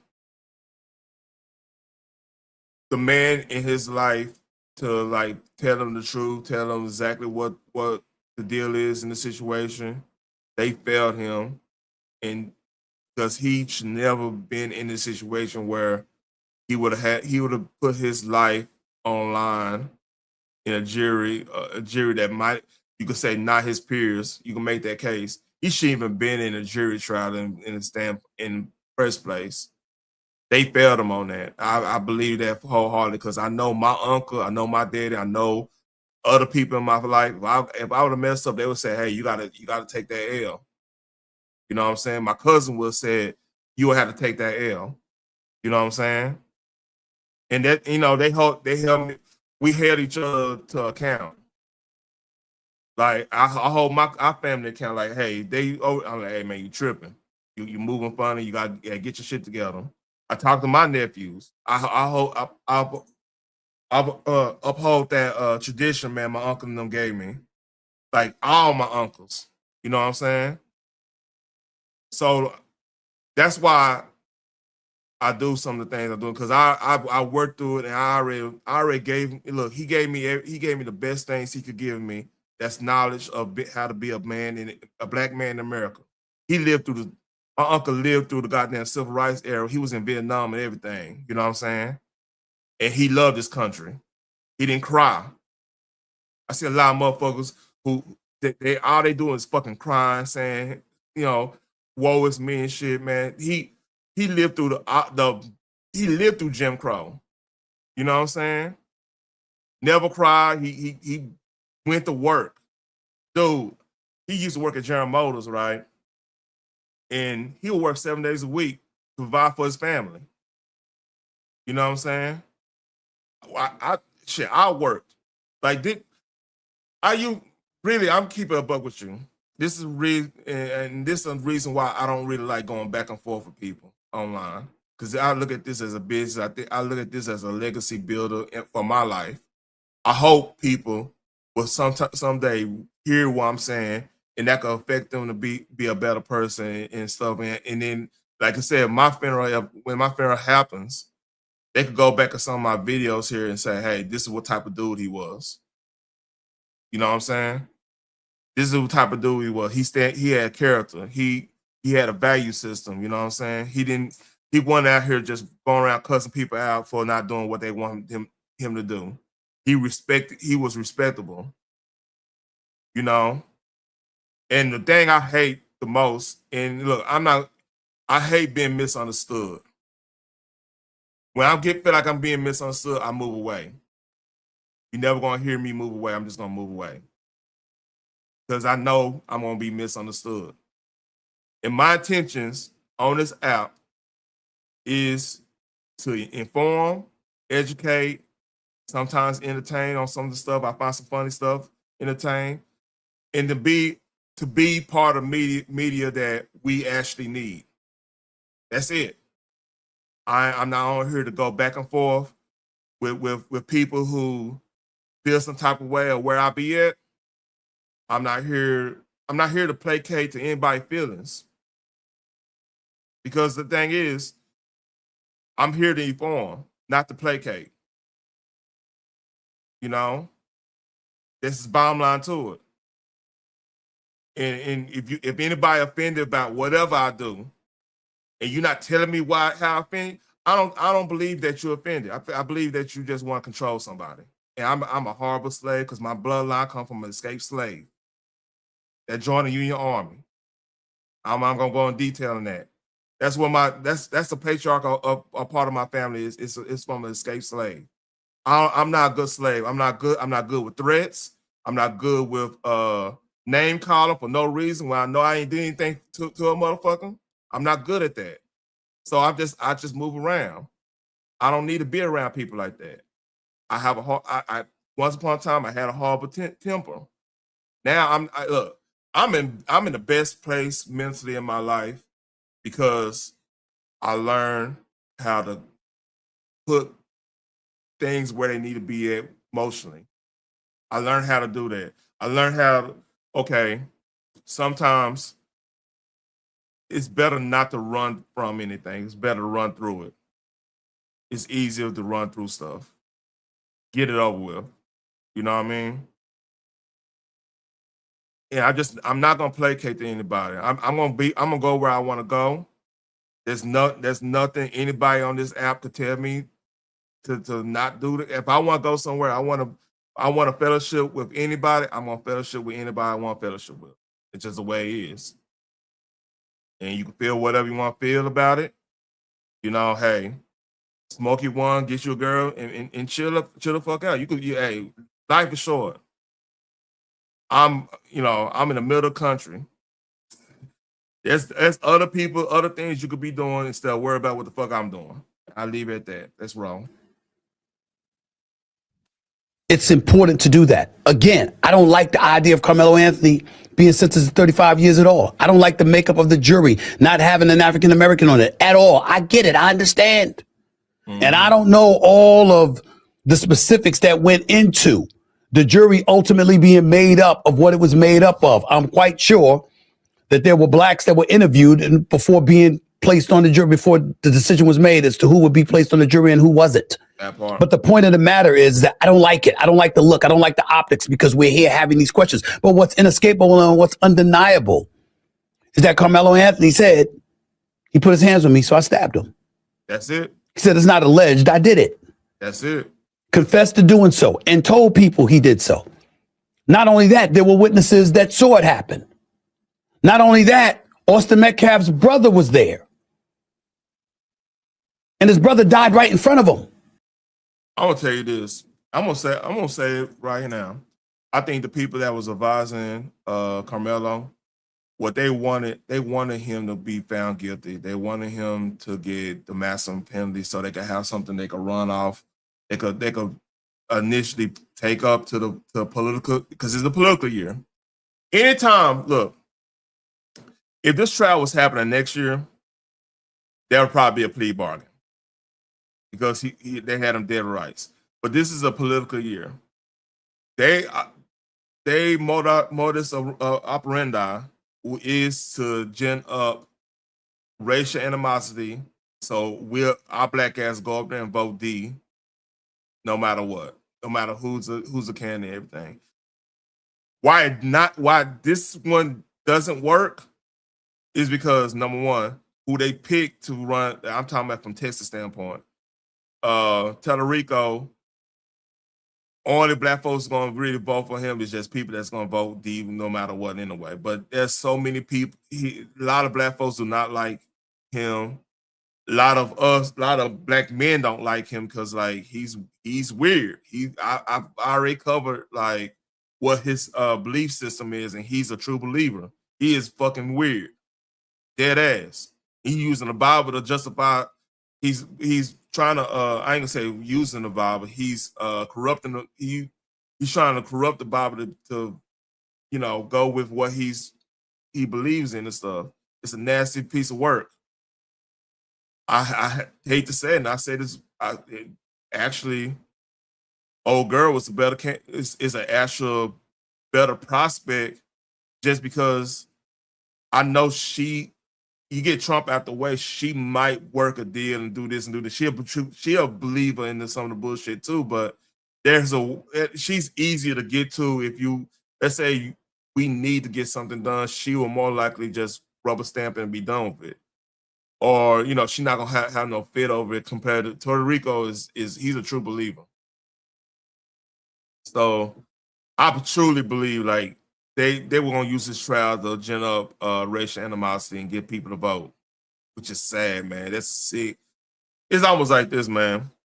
What they really hoping to, this is gonna sound crazy. They hoping it's more because I know it's a situation in North Carolina where there's a hold up. There's a police incident shooting of a black man or something, but like it was a weird case.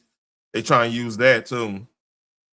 So it's sad, man. Like they use these tragedies to try to gin up and get donations and stuff, man. It's sick. It's sick. Like your ideas can't win the day, man. It's a testament. Let's read. So when we sit up here and we think about the battles that need to be fought, we got to be mindful of what's worth fighting for and what's not worth fighting for. I'm talking about the merits of the case, not the human being. Yep.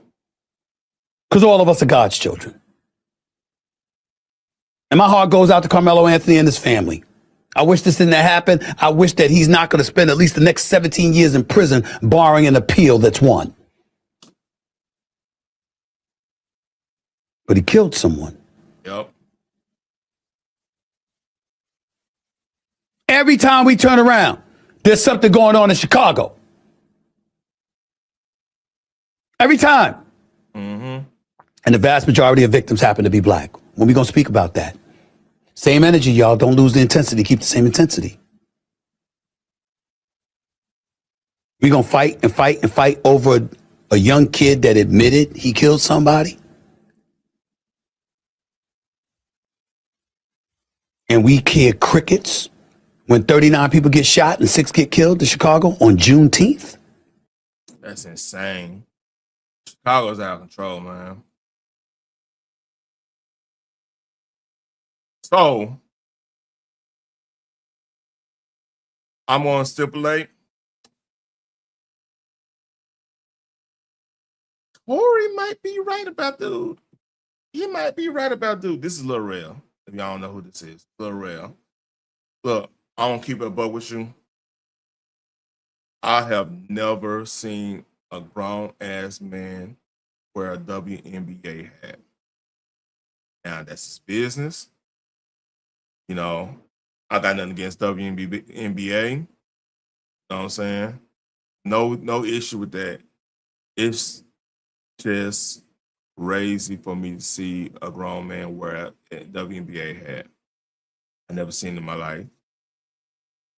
So let that be a stipulation. I don't mean nothing by it, just never seen it. Won't be, speak. I'm about to get super real quick. And I will save this. I'm in my, I posted what I posted not like a little bit ago about the Karmelo Anthony appeal and how he has a new legal team and they're going to help him appeal. Yeah, that was news too. Yeah, he got a new legal team. He might get appeal. I think they might cut that time down a little bit, but yeah, that's the play. What's going on now? Let's read. And I posted what I posted, and the amount of energy I'm getting from people, and it's a lot of black people calling Carmelo Anthony a murderer, and he got what he deserved. And why are you saying he deserves a fair trial? A murderer, a murderer, a murderer, a murderer. I'm pretty sure nobody said why he deserved a fair trial, because that goes that's apparent that he got a fair trial.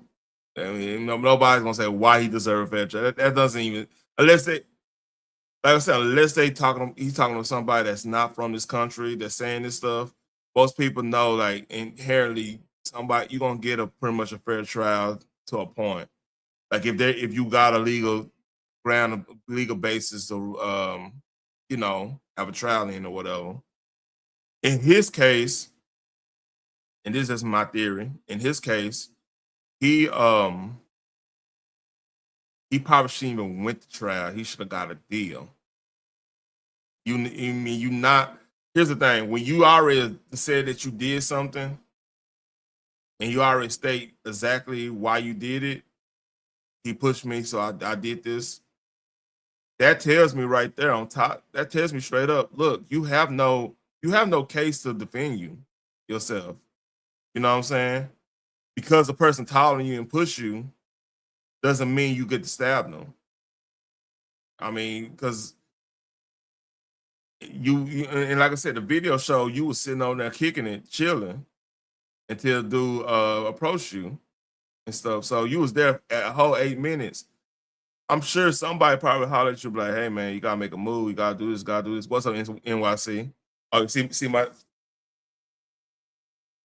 yeah. So yeah, he got a fair trial. He just didn't have a case to defend himself. You know what I'm saying? Let's read. My thing is this.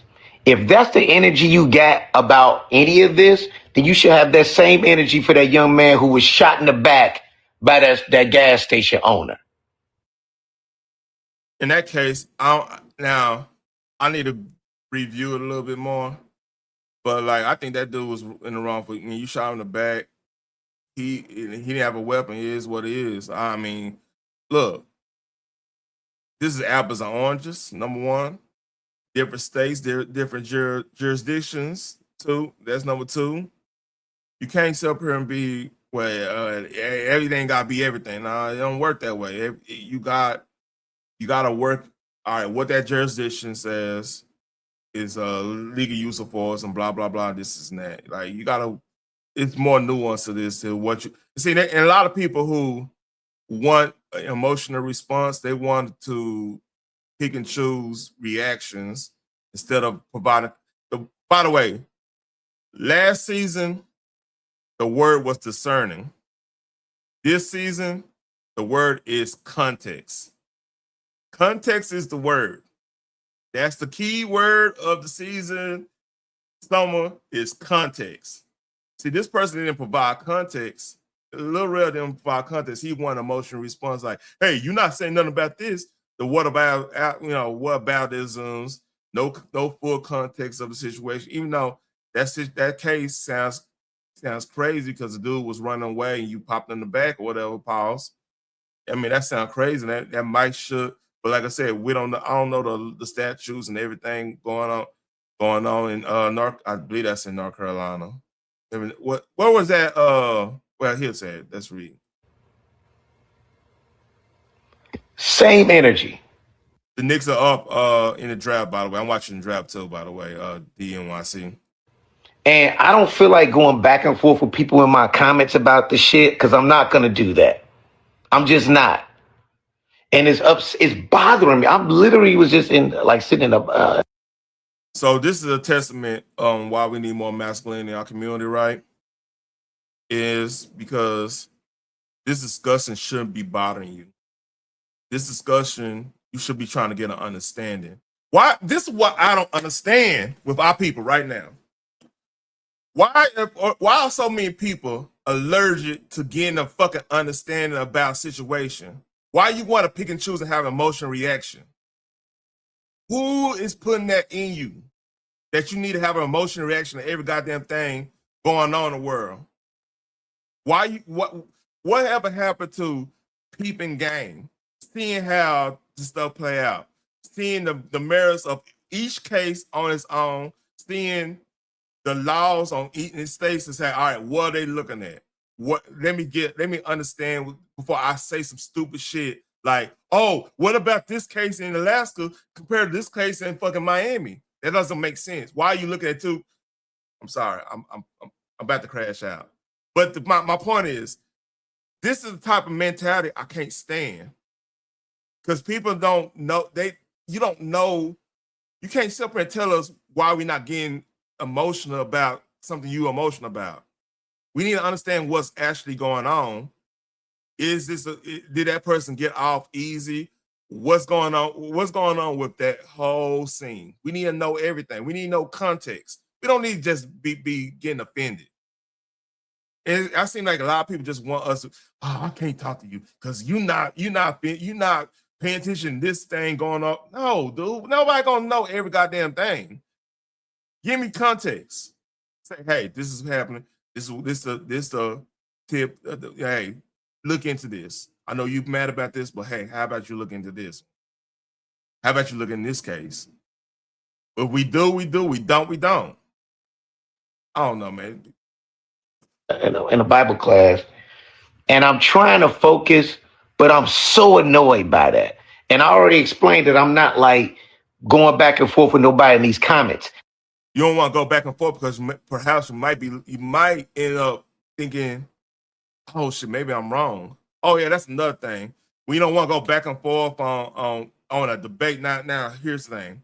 I don't want to go back and forth on drama.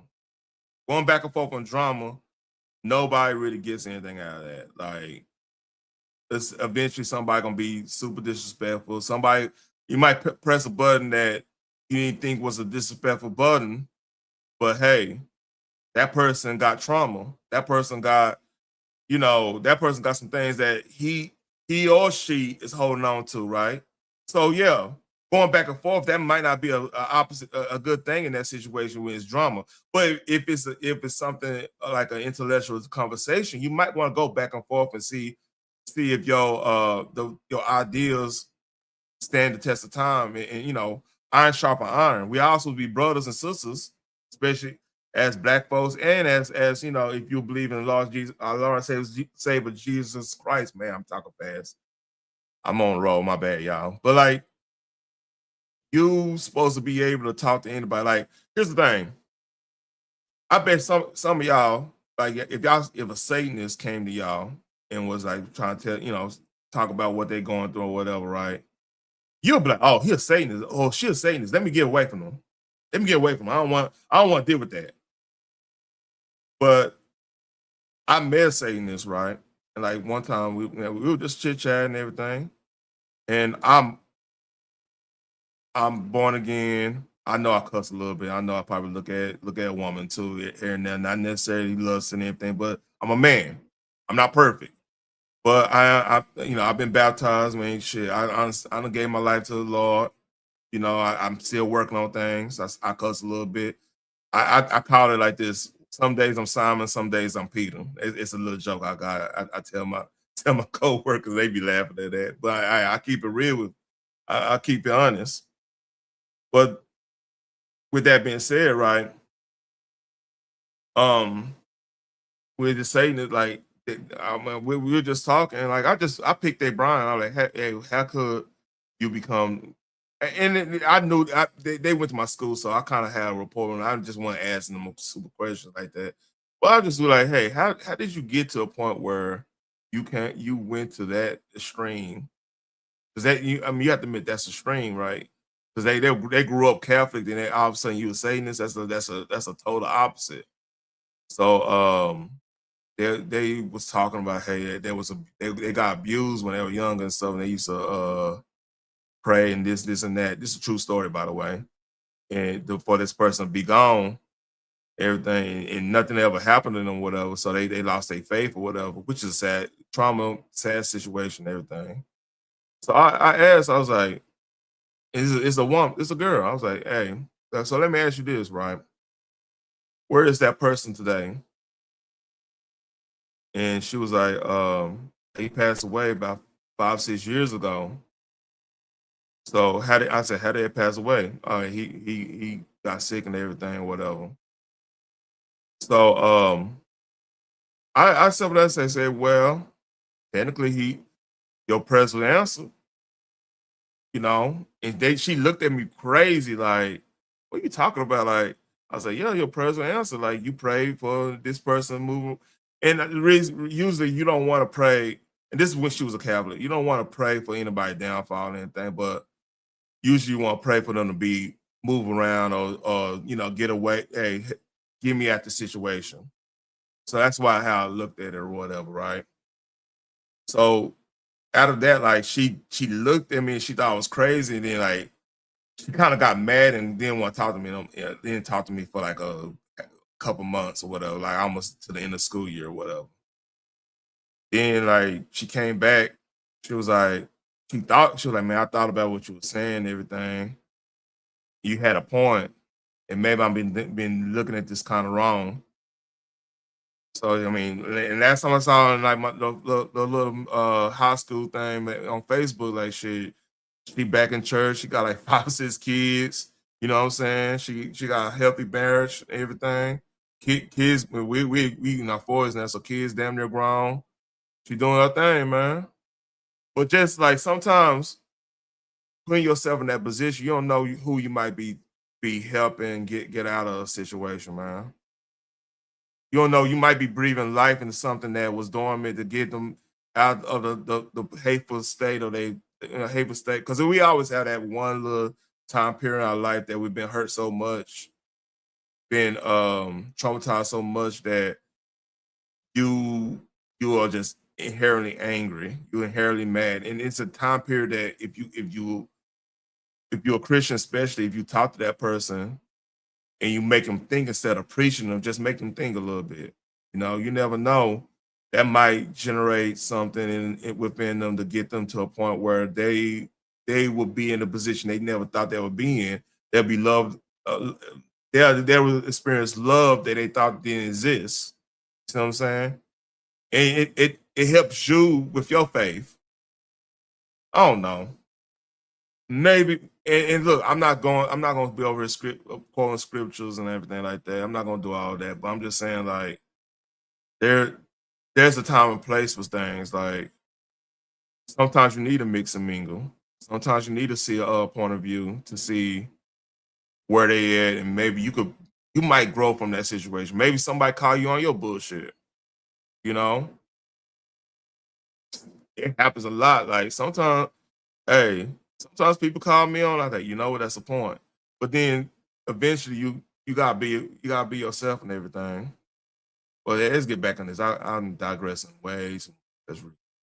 This is sick to me. I can't understand how y'all keep calling this young man a murderer, right? And he was sitting there minding his business. All right.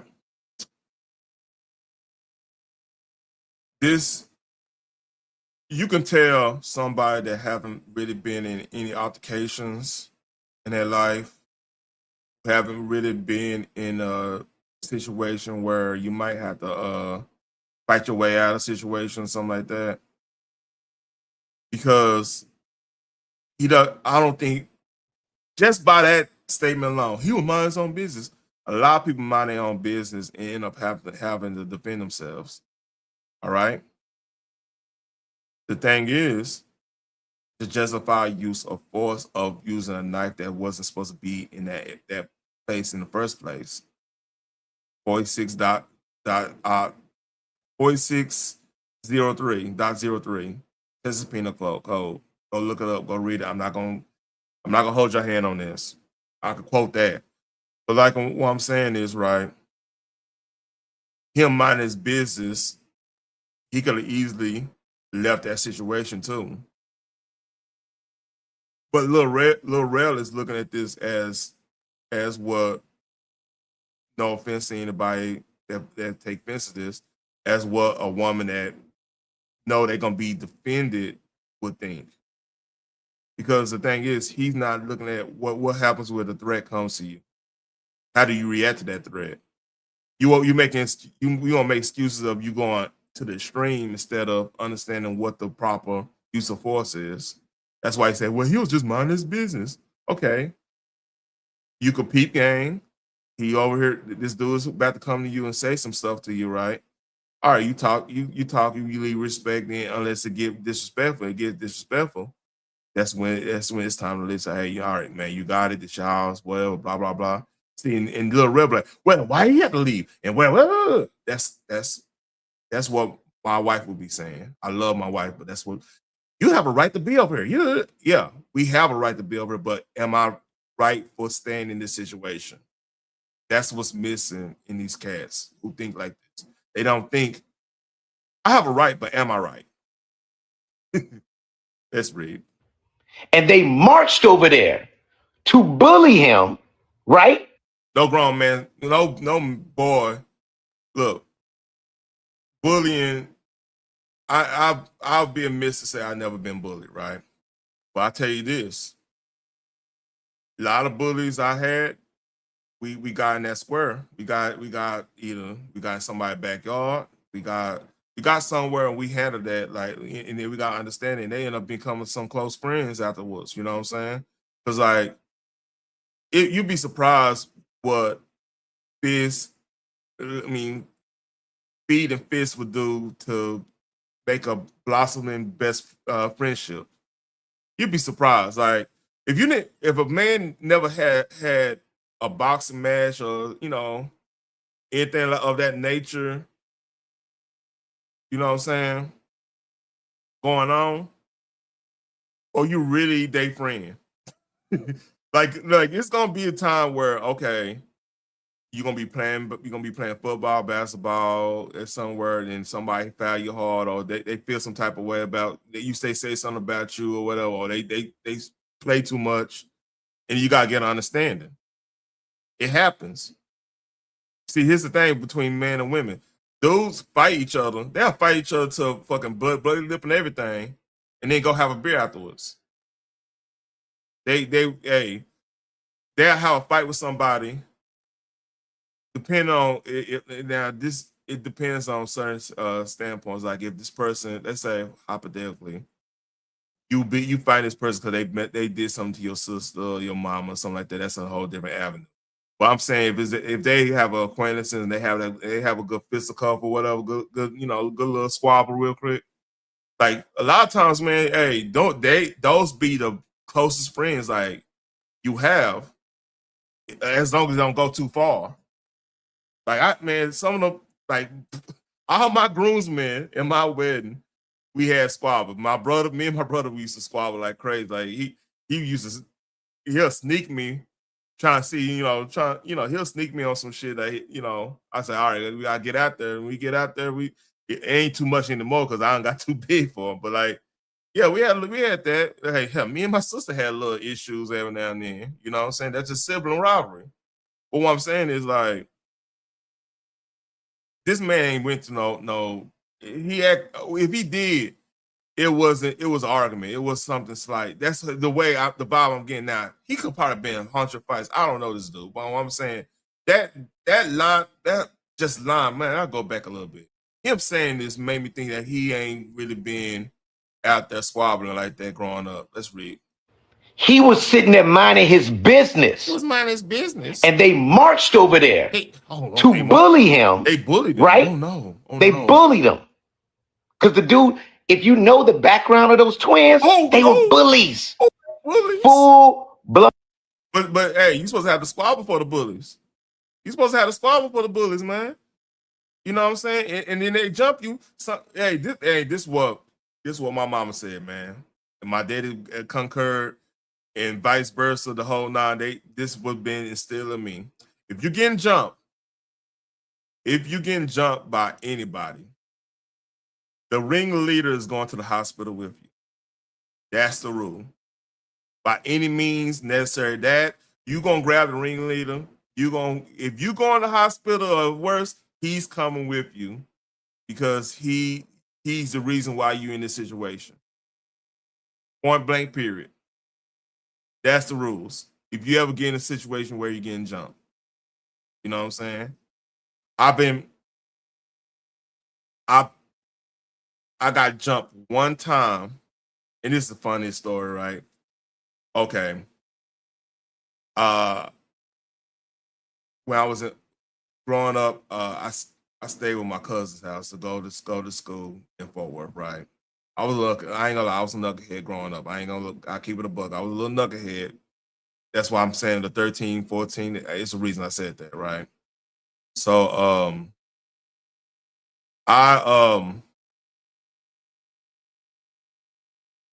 they had pissed me the fuck off. My cousin pissed me the fuck off because like they my auntie she worked overnights at General Motors, and like all my cousins at the time, they were grown. They were pretty much grown. I'm the youngest on my mama's side. Like so long story on that. Anyway, she came in. I guess they didn't do something they were supposed to do, and I didn't know they were supposed to do it. There was no communication, so they blamed me for it or whatever. So yeah, and of course I got to run in on that and everything. It was a long story. I went to school. I was already mad, right? So I never forget this. I think I still got the CD in my CD case. I was listening to the 3 6 Mafia, When the Smoke Clears CD. It just came out. I went and got it. Yeah, I went to back in the day, you used to buy CDs at $1, so I went and got it. They had that CD. I went and got buy it, believe it or not.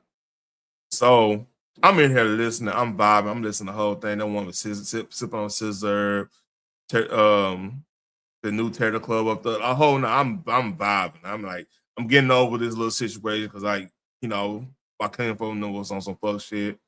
And I was a little upset. So I'm in there listening to this.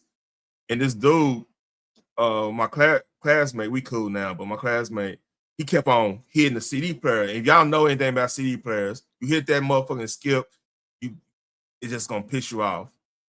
He was trying to holler at me like, hey, he was trying to ask me did I get the 3 6 Mafia. I'm like, look, I'll tell you later on, I don't feel it. Whatever. I don't feel like talking right now. He kept on fucking with me. Then all his siblings, there was like 4 of them, and with a girl, and his sister kind of liked me too. That's a whole nother subject there. So I'm upset. I'm like, hey, I'm just, So eventually he keep fucking with me. We end up having a fight, and his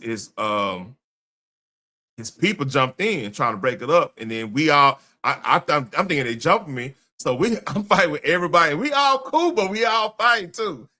His sister grabbing me. I'm over there. I'm like, I'm trying. It was just a bad situation, and I'm getting in trouble for that and everything. So, but like he ended up getting he got fucked up. That's my son. We laughed about it, man. I was in a bad place. But my point is right. He was the closest one. He was fucking with me in that situation. We wasn't as cool as we are now. We was just like acquaintances and stuff at that time. But yeah, when you getting jumped, you got the first one close to you. You gotta they gonna get it. They gonna get it, man. That's just the way it is. And I was on demon time during them years, boy. I shouldn't be listening to 3 6 Mafia and stuff and Screw and all that stuff. But hey, I was young. But like this dude, Bill Red, man, he ain't been in no situation. We got a WNBA hat on, man. You tripping, man. No, man, you tripping.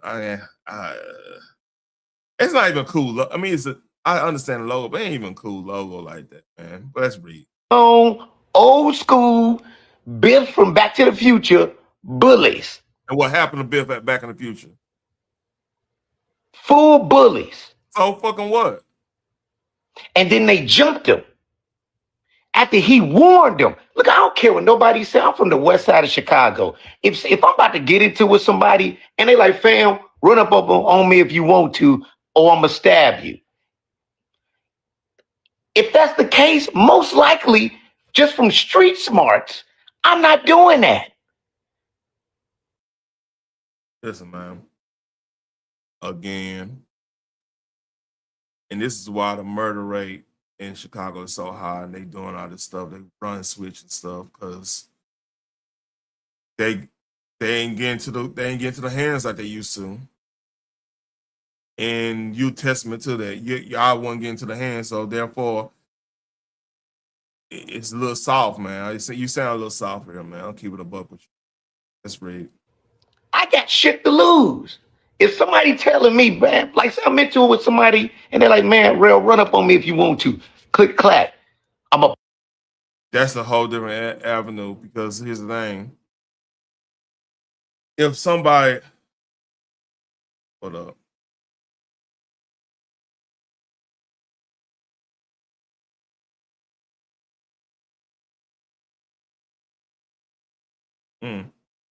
Okay.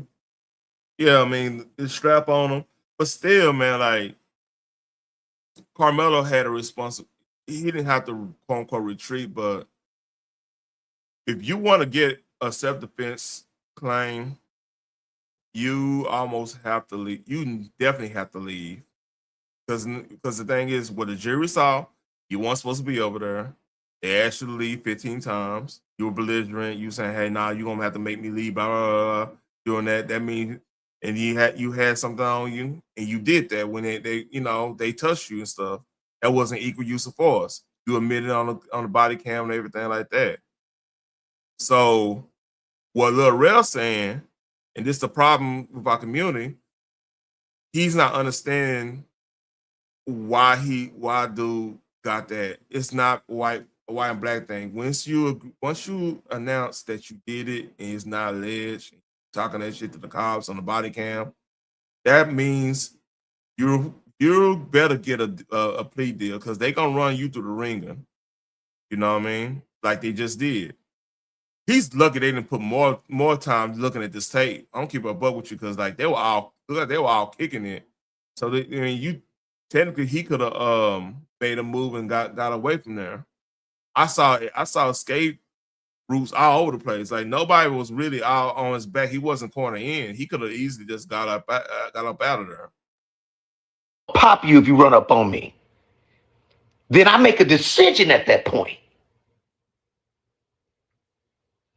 And the responsibility is on Karmelo to get out that situation too, man. It's a two-way street. You trying to say, well, it's only one person.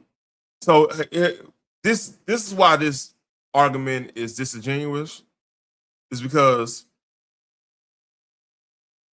Karmelo went to them. That means if somebody came in your yard right now, and you tell him to leave 15 times, he say, he did this number. I ain't leaving, homie. You gonna call the police? You gonna call the police? But what if he stop you from calling police? What if you say you think that's a threat? You got a pistol. He want to be in your yard. I mean, you're being kind of disingenuous, man. Like it's a reason why he was that dude was confronting me. Look, he's from the ops. He ain't supposed to be in this content. You got to make a move. Now, only problem Austin did was touch him. He shouldn't touch him. He should have went on. Hey, tell his brother, hey, go get such and such. Go get the coach. We need to get this dude up out of here. Go get the resource officer, whatever, blah, blah, blah, whatever. That's what he should have did. He shouldn't touch him. But the thing is, him pushing dude doesn't excuse Karmelo for stabbing him. That's not equal use of force. And then it's just not there. It's rigged. Then Texas got all these crazy laws when it comes to. No, they don't. We have straight up laws. Okay, our laws are straight up. Like for example, with the murder statute, we got murder, we got capital murder, we got manslaughter. Manslaughter is based on unsafe, then vehicular. It's voluntary, voluntary, involuntary, meaning voluntary, that's the DUI and everything. Involuntary, that means you just had a wreck and it was unsafe in your car and somebody ended up passing away. He wasn't intoxicated. And unsafe work condition, type of manslaughter, they got that. Which it doesn't make sense. The judge try to put manslaughter in the statute. It didn't make sense because you don't have anything dealing with weapons on that one.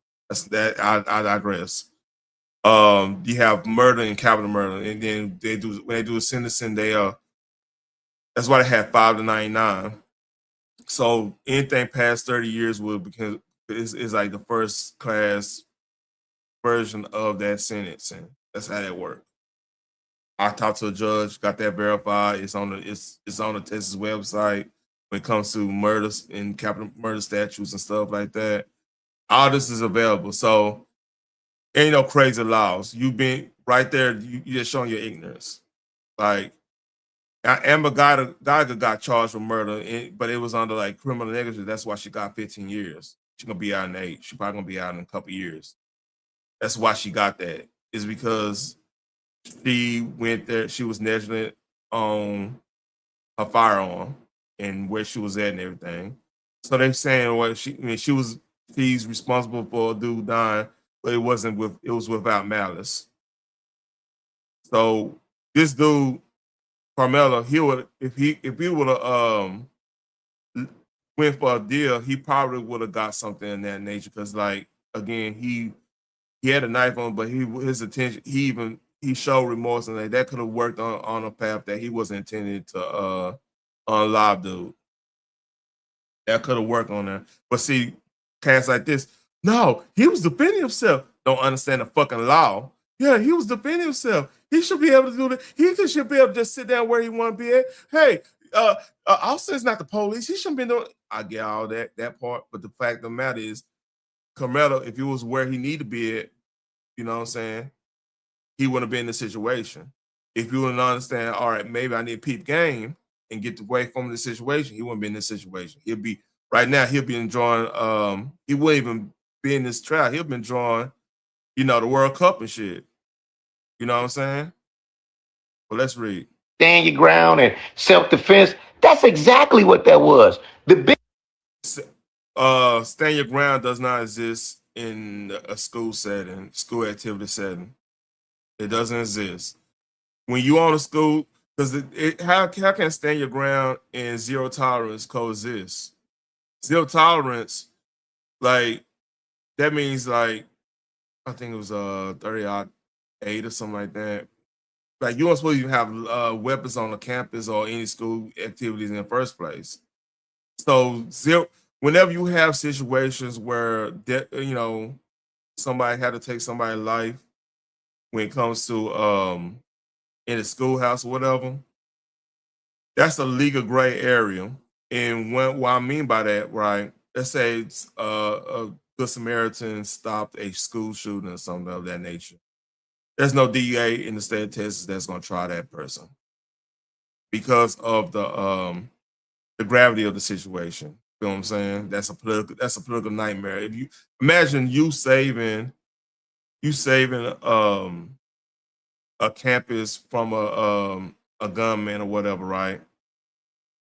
And then you get tried for having a gun in the campus, and yeah, they're gonna drop them charges. No grand jury is gonna indict him. They're gonna look at the fact that you saved 100 kids with your actions. You're not gonna get that. So that's one thing. But if you're just having a fight and somebody come up, stabbed a shot or whatever, oh, they're throwing a book at you. You better take a deal because they don't. The thing is, we want safe schools, and the DA is going to pursue that to the highest degree. Because especially up there in Frisco, Frisco's one of the model towns in the DFW area. They ain't playing that shit. They're just not playing it. Let's read. Biggest argument any of us have right now. It's not even about like that he don't deserve to be punished for his reaction. Because we're not saying his reaction was correct either. That's good. But I'm saying that young man don't deserve 35 years, who was a stand-up student who never got. We don't know that. That's speculation there. In trouble before, who's never been arrested, and he was scared. Scared don't mean a goddamn thing. If you scared, you would have got up and left that situation. That's a bad defense. Again, you have to understand Texas law, man. Like, before you even big show hand to grab that knife and do what he did, he should have read the room and got up out there and said, hey, man, you know, if you get your homeboy and everything, hey, man, I see you on the other side, man. Let me go out here. They tripping, blah, blah, blah, this and that. Now, if he would have done that, and then they would have stopped him or whatever, they would have followed him or whatever in that nature, self-defense all day. Because, like, yeah, you had a knife, prohibited item on a school property, activity or whatever, but these folks are following you. You know, you defending you. They following you. They had ill intent or whatever. And if they would have been start punching on you and stuff, then you got to it and try to get up out of there with that because you can't, you know, you probably can't fight or whatever. That's more of a self-defense claim than just saying, well, you know, he touched me, so I stabbed him. Yeah, that's weird.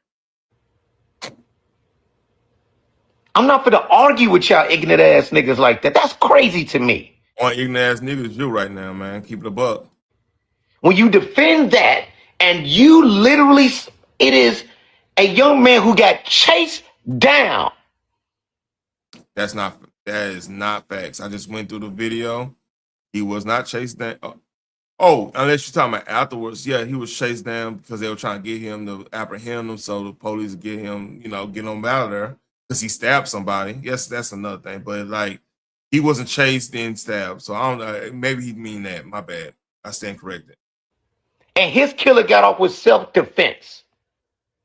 I ain't never seen nobody do some self-defense shit chasing somebody down. This is a young man who got chased down. He talking I'm sorry about that. He talking about he didn't break it down. He talking about the Asian dude that, yeah, that was crazy. That's a crazy story. So I can only go by Texas law. Like, if the dude left and he'll run away and you chase him down and shoot, they could argue that's you went vigilante, so that's a whole different avenue. Oh yeah, he probably gonna be guilty in Texas. I'll keep it a buck. He did go vigilante a little bit. Let's read. And his killer got off with self-defense. I ain't never seen nobody do some self-defense shit, chasing somebody down and shooting them in the back. Yeah, that's crazy.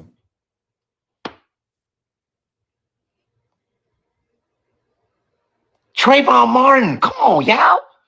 Y'all got all this weird energy. And in Texas, Zimmerman would be in jail because he called the police and the police told him to stand down, and he didn't. He went. He didn't stand down. That's how he got in that situation. He'll be in jail just off that because you're supposed to obey a law enforcement officer. Let's read. About this shit, and you ain't saying nothing about none of these other cases. Get the fuck out of here. And then people love to bring up black on black crime, and man, look at it's a much deeper conversation that obviously a lot of you crazy people without common sense, it's not mature enough, intelligent enough to have a conversation with about it. So we did have a conversation about it, and then we actually factor in things that goes against your premise and your value system stuff. Does that just make us dumb because you don't agree with it, or that, you know, how do we become dumb? How do we become smart in this situation? Do we have to agree with you to become smart, or can you take being on the opposite side of somebody and discussing the issues at hand and at least come to a consensus on something? I don't know. Stay the fuck off my page. Ooh, angry. If you come with that energy, you weak as hell. If you feel like that, say whatever you want on your page. Straight up. And I mean that. Don't mix and mingling, huh? You know, cool. I'm a stand-up comic. I'm an actor. I'm a writer. I'm a director. I'm an entertainer. 100%. I love entertaining people. That is what I do. I'm going to continue to do that. As much as I post about this, I'm going to post-promote my movie, and I'm going to do all that stuff. But at the same time, that don't mean I don't stand for something. Mm-hmm. Somebody had the nerve to say, well, okay, so what if that was your son that was killed? If my kid was bullying somebody, my child was a bully, full blown, it would break my heart to know they got killed for something like this. But at the same time, on some real shit, I will have to own who the fuck my kid is. That mean you didn't, yeah, you ought to take the L on that because like that's parenting. Like bullies. See, the thing is for this, we supposed to kind of work that out of the kids of like the bully gene. And really a lot of bully gene comes from, like I said again, insecurity, don't feel capable of something, jealousy, fear of being the outcast, so they go on the extra, the bully tip. They try to control things because they know they don't feel like they are worthy of being around unless they control it. Because like a bully, 9 times out of 10, they don't have love in the household too. That's another thing. Like a lot of love in the household is gone, or even either no love in the household or there's a lack of balance. Either somebody's super spoiled, getting everything they want as a kid. Mommy told them told people not to do anything to them, not discipline them. The discipline's gone, or like they just traumatized and they lashing out on everybody. That's how you create bullies initially. So if these boys are bullies and everything, right? Why nobody else saying it? Yeah, that's right. If I'm raising a bully, and most likely you raise a bully, you'll know they're a bully. You'll know how they treat people. As a man, you supposed to like, all right, you think you're big and bad. You supposed to, that's when you hit them in the chest, trying to get that bitch out of them. Because being a bully is just being an overgrown bitch in a lot of cases. You know what I'm saying? Because like somebody didn't get that out of them. You know, you notice like people who are bullies people who are not bullies tend to be capable and be confident with themselves. They feel like they don't have to go and hurt anybody and control anybody, anything, right? But people who haven't been, disciplined at nature, they think they shit don't stink. So if your kid's a bully, that more likely is a testament to your parenting. Let's read. motherfuckers that move like that is coming from that type of environment. Point blank, period. And you saw when that father did his live, how he really fucking felt, where the fuck they got that type of shit from. Yeah, that dad didn't do his family any favors. The media got to him on that one. That wasn't a good look. That was a crazy name he gave him, man. I mean, you could put it how y'all want to put it on that one. That's rigged. It is right there, and I can't believe you people are arguing that. You mean to tell me you think that young man with no record, none of that shit, in a self-defense case deserved 35 years? I already stated my point. And Trayvon Martin's killers off. That young man who took a fucking AR-15 to a march, murdered people, and dude with the crying face got the fuck off. See, Lil Rel, you need to kind of talk about, I mean, technically he probably shouldn't have got off 100%, but I would say this, man. You really probably need to look at who he did deal with in that nature. And I won't talk about Kyle Rittenhouse that much. Let's read. For murder. He wasn't even charged with manslaughter.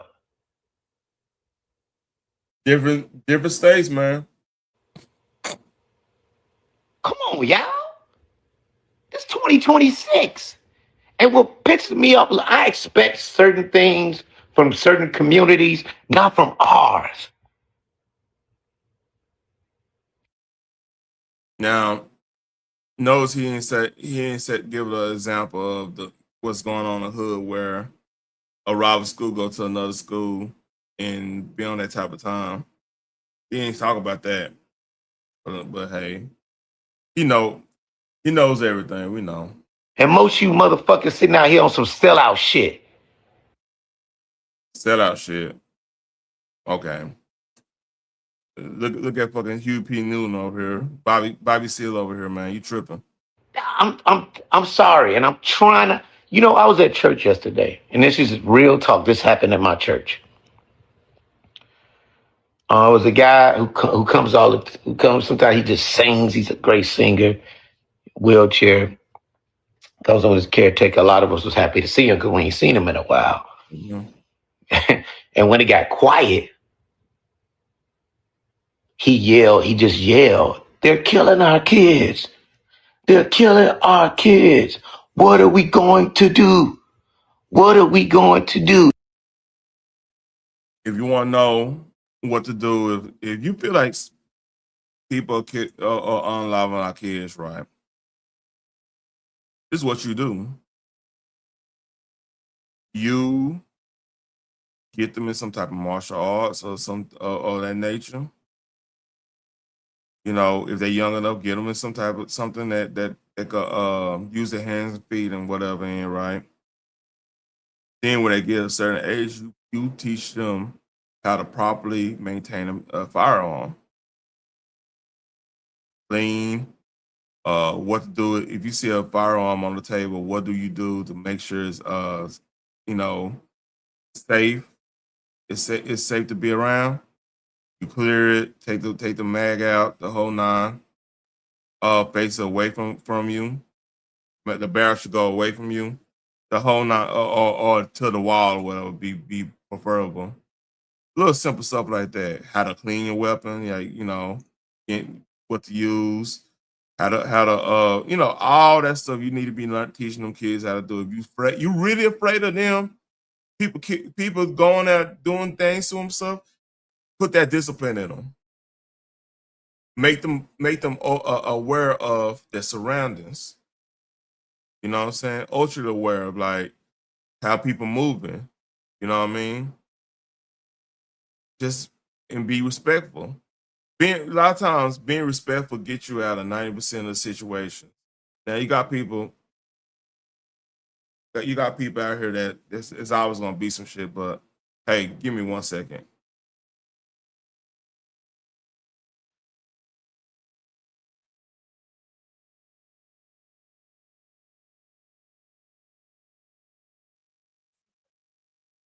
We didn't get 1 point guard.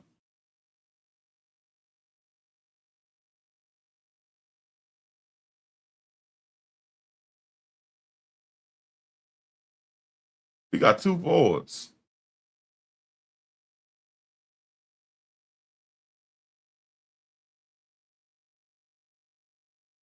I'm confused. I'm sorry. I'm a little confused. They got 2 forwards. That's crazy.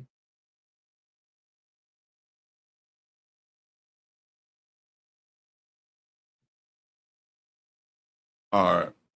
And yelling out in the middle of service, and they escorting them out. But I remember sitting there like, yeah, the timing was a little whatever, but he ain't wrong. All right. I'm done with this dude. I understand. Oh man, I went 2.5 hours. I might have to save. I didn't get to go get the World Cup stuff.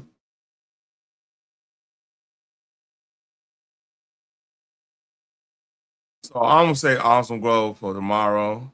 The Hasan Piker thing. I'm gonna say that tomorrow. I went 2.5 hours straight fire. But hey, y'all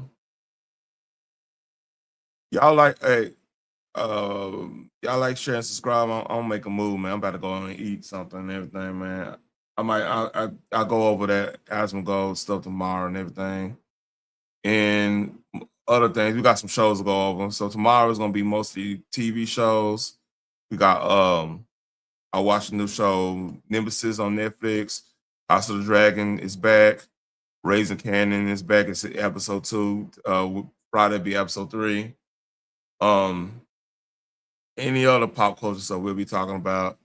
But yeah, y'all know the deal. Like, share, subscribe. Appreciate everybody. Please leave a comment. You're doing replay, and I'll talk to y'all later. Peace.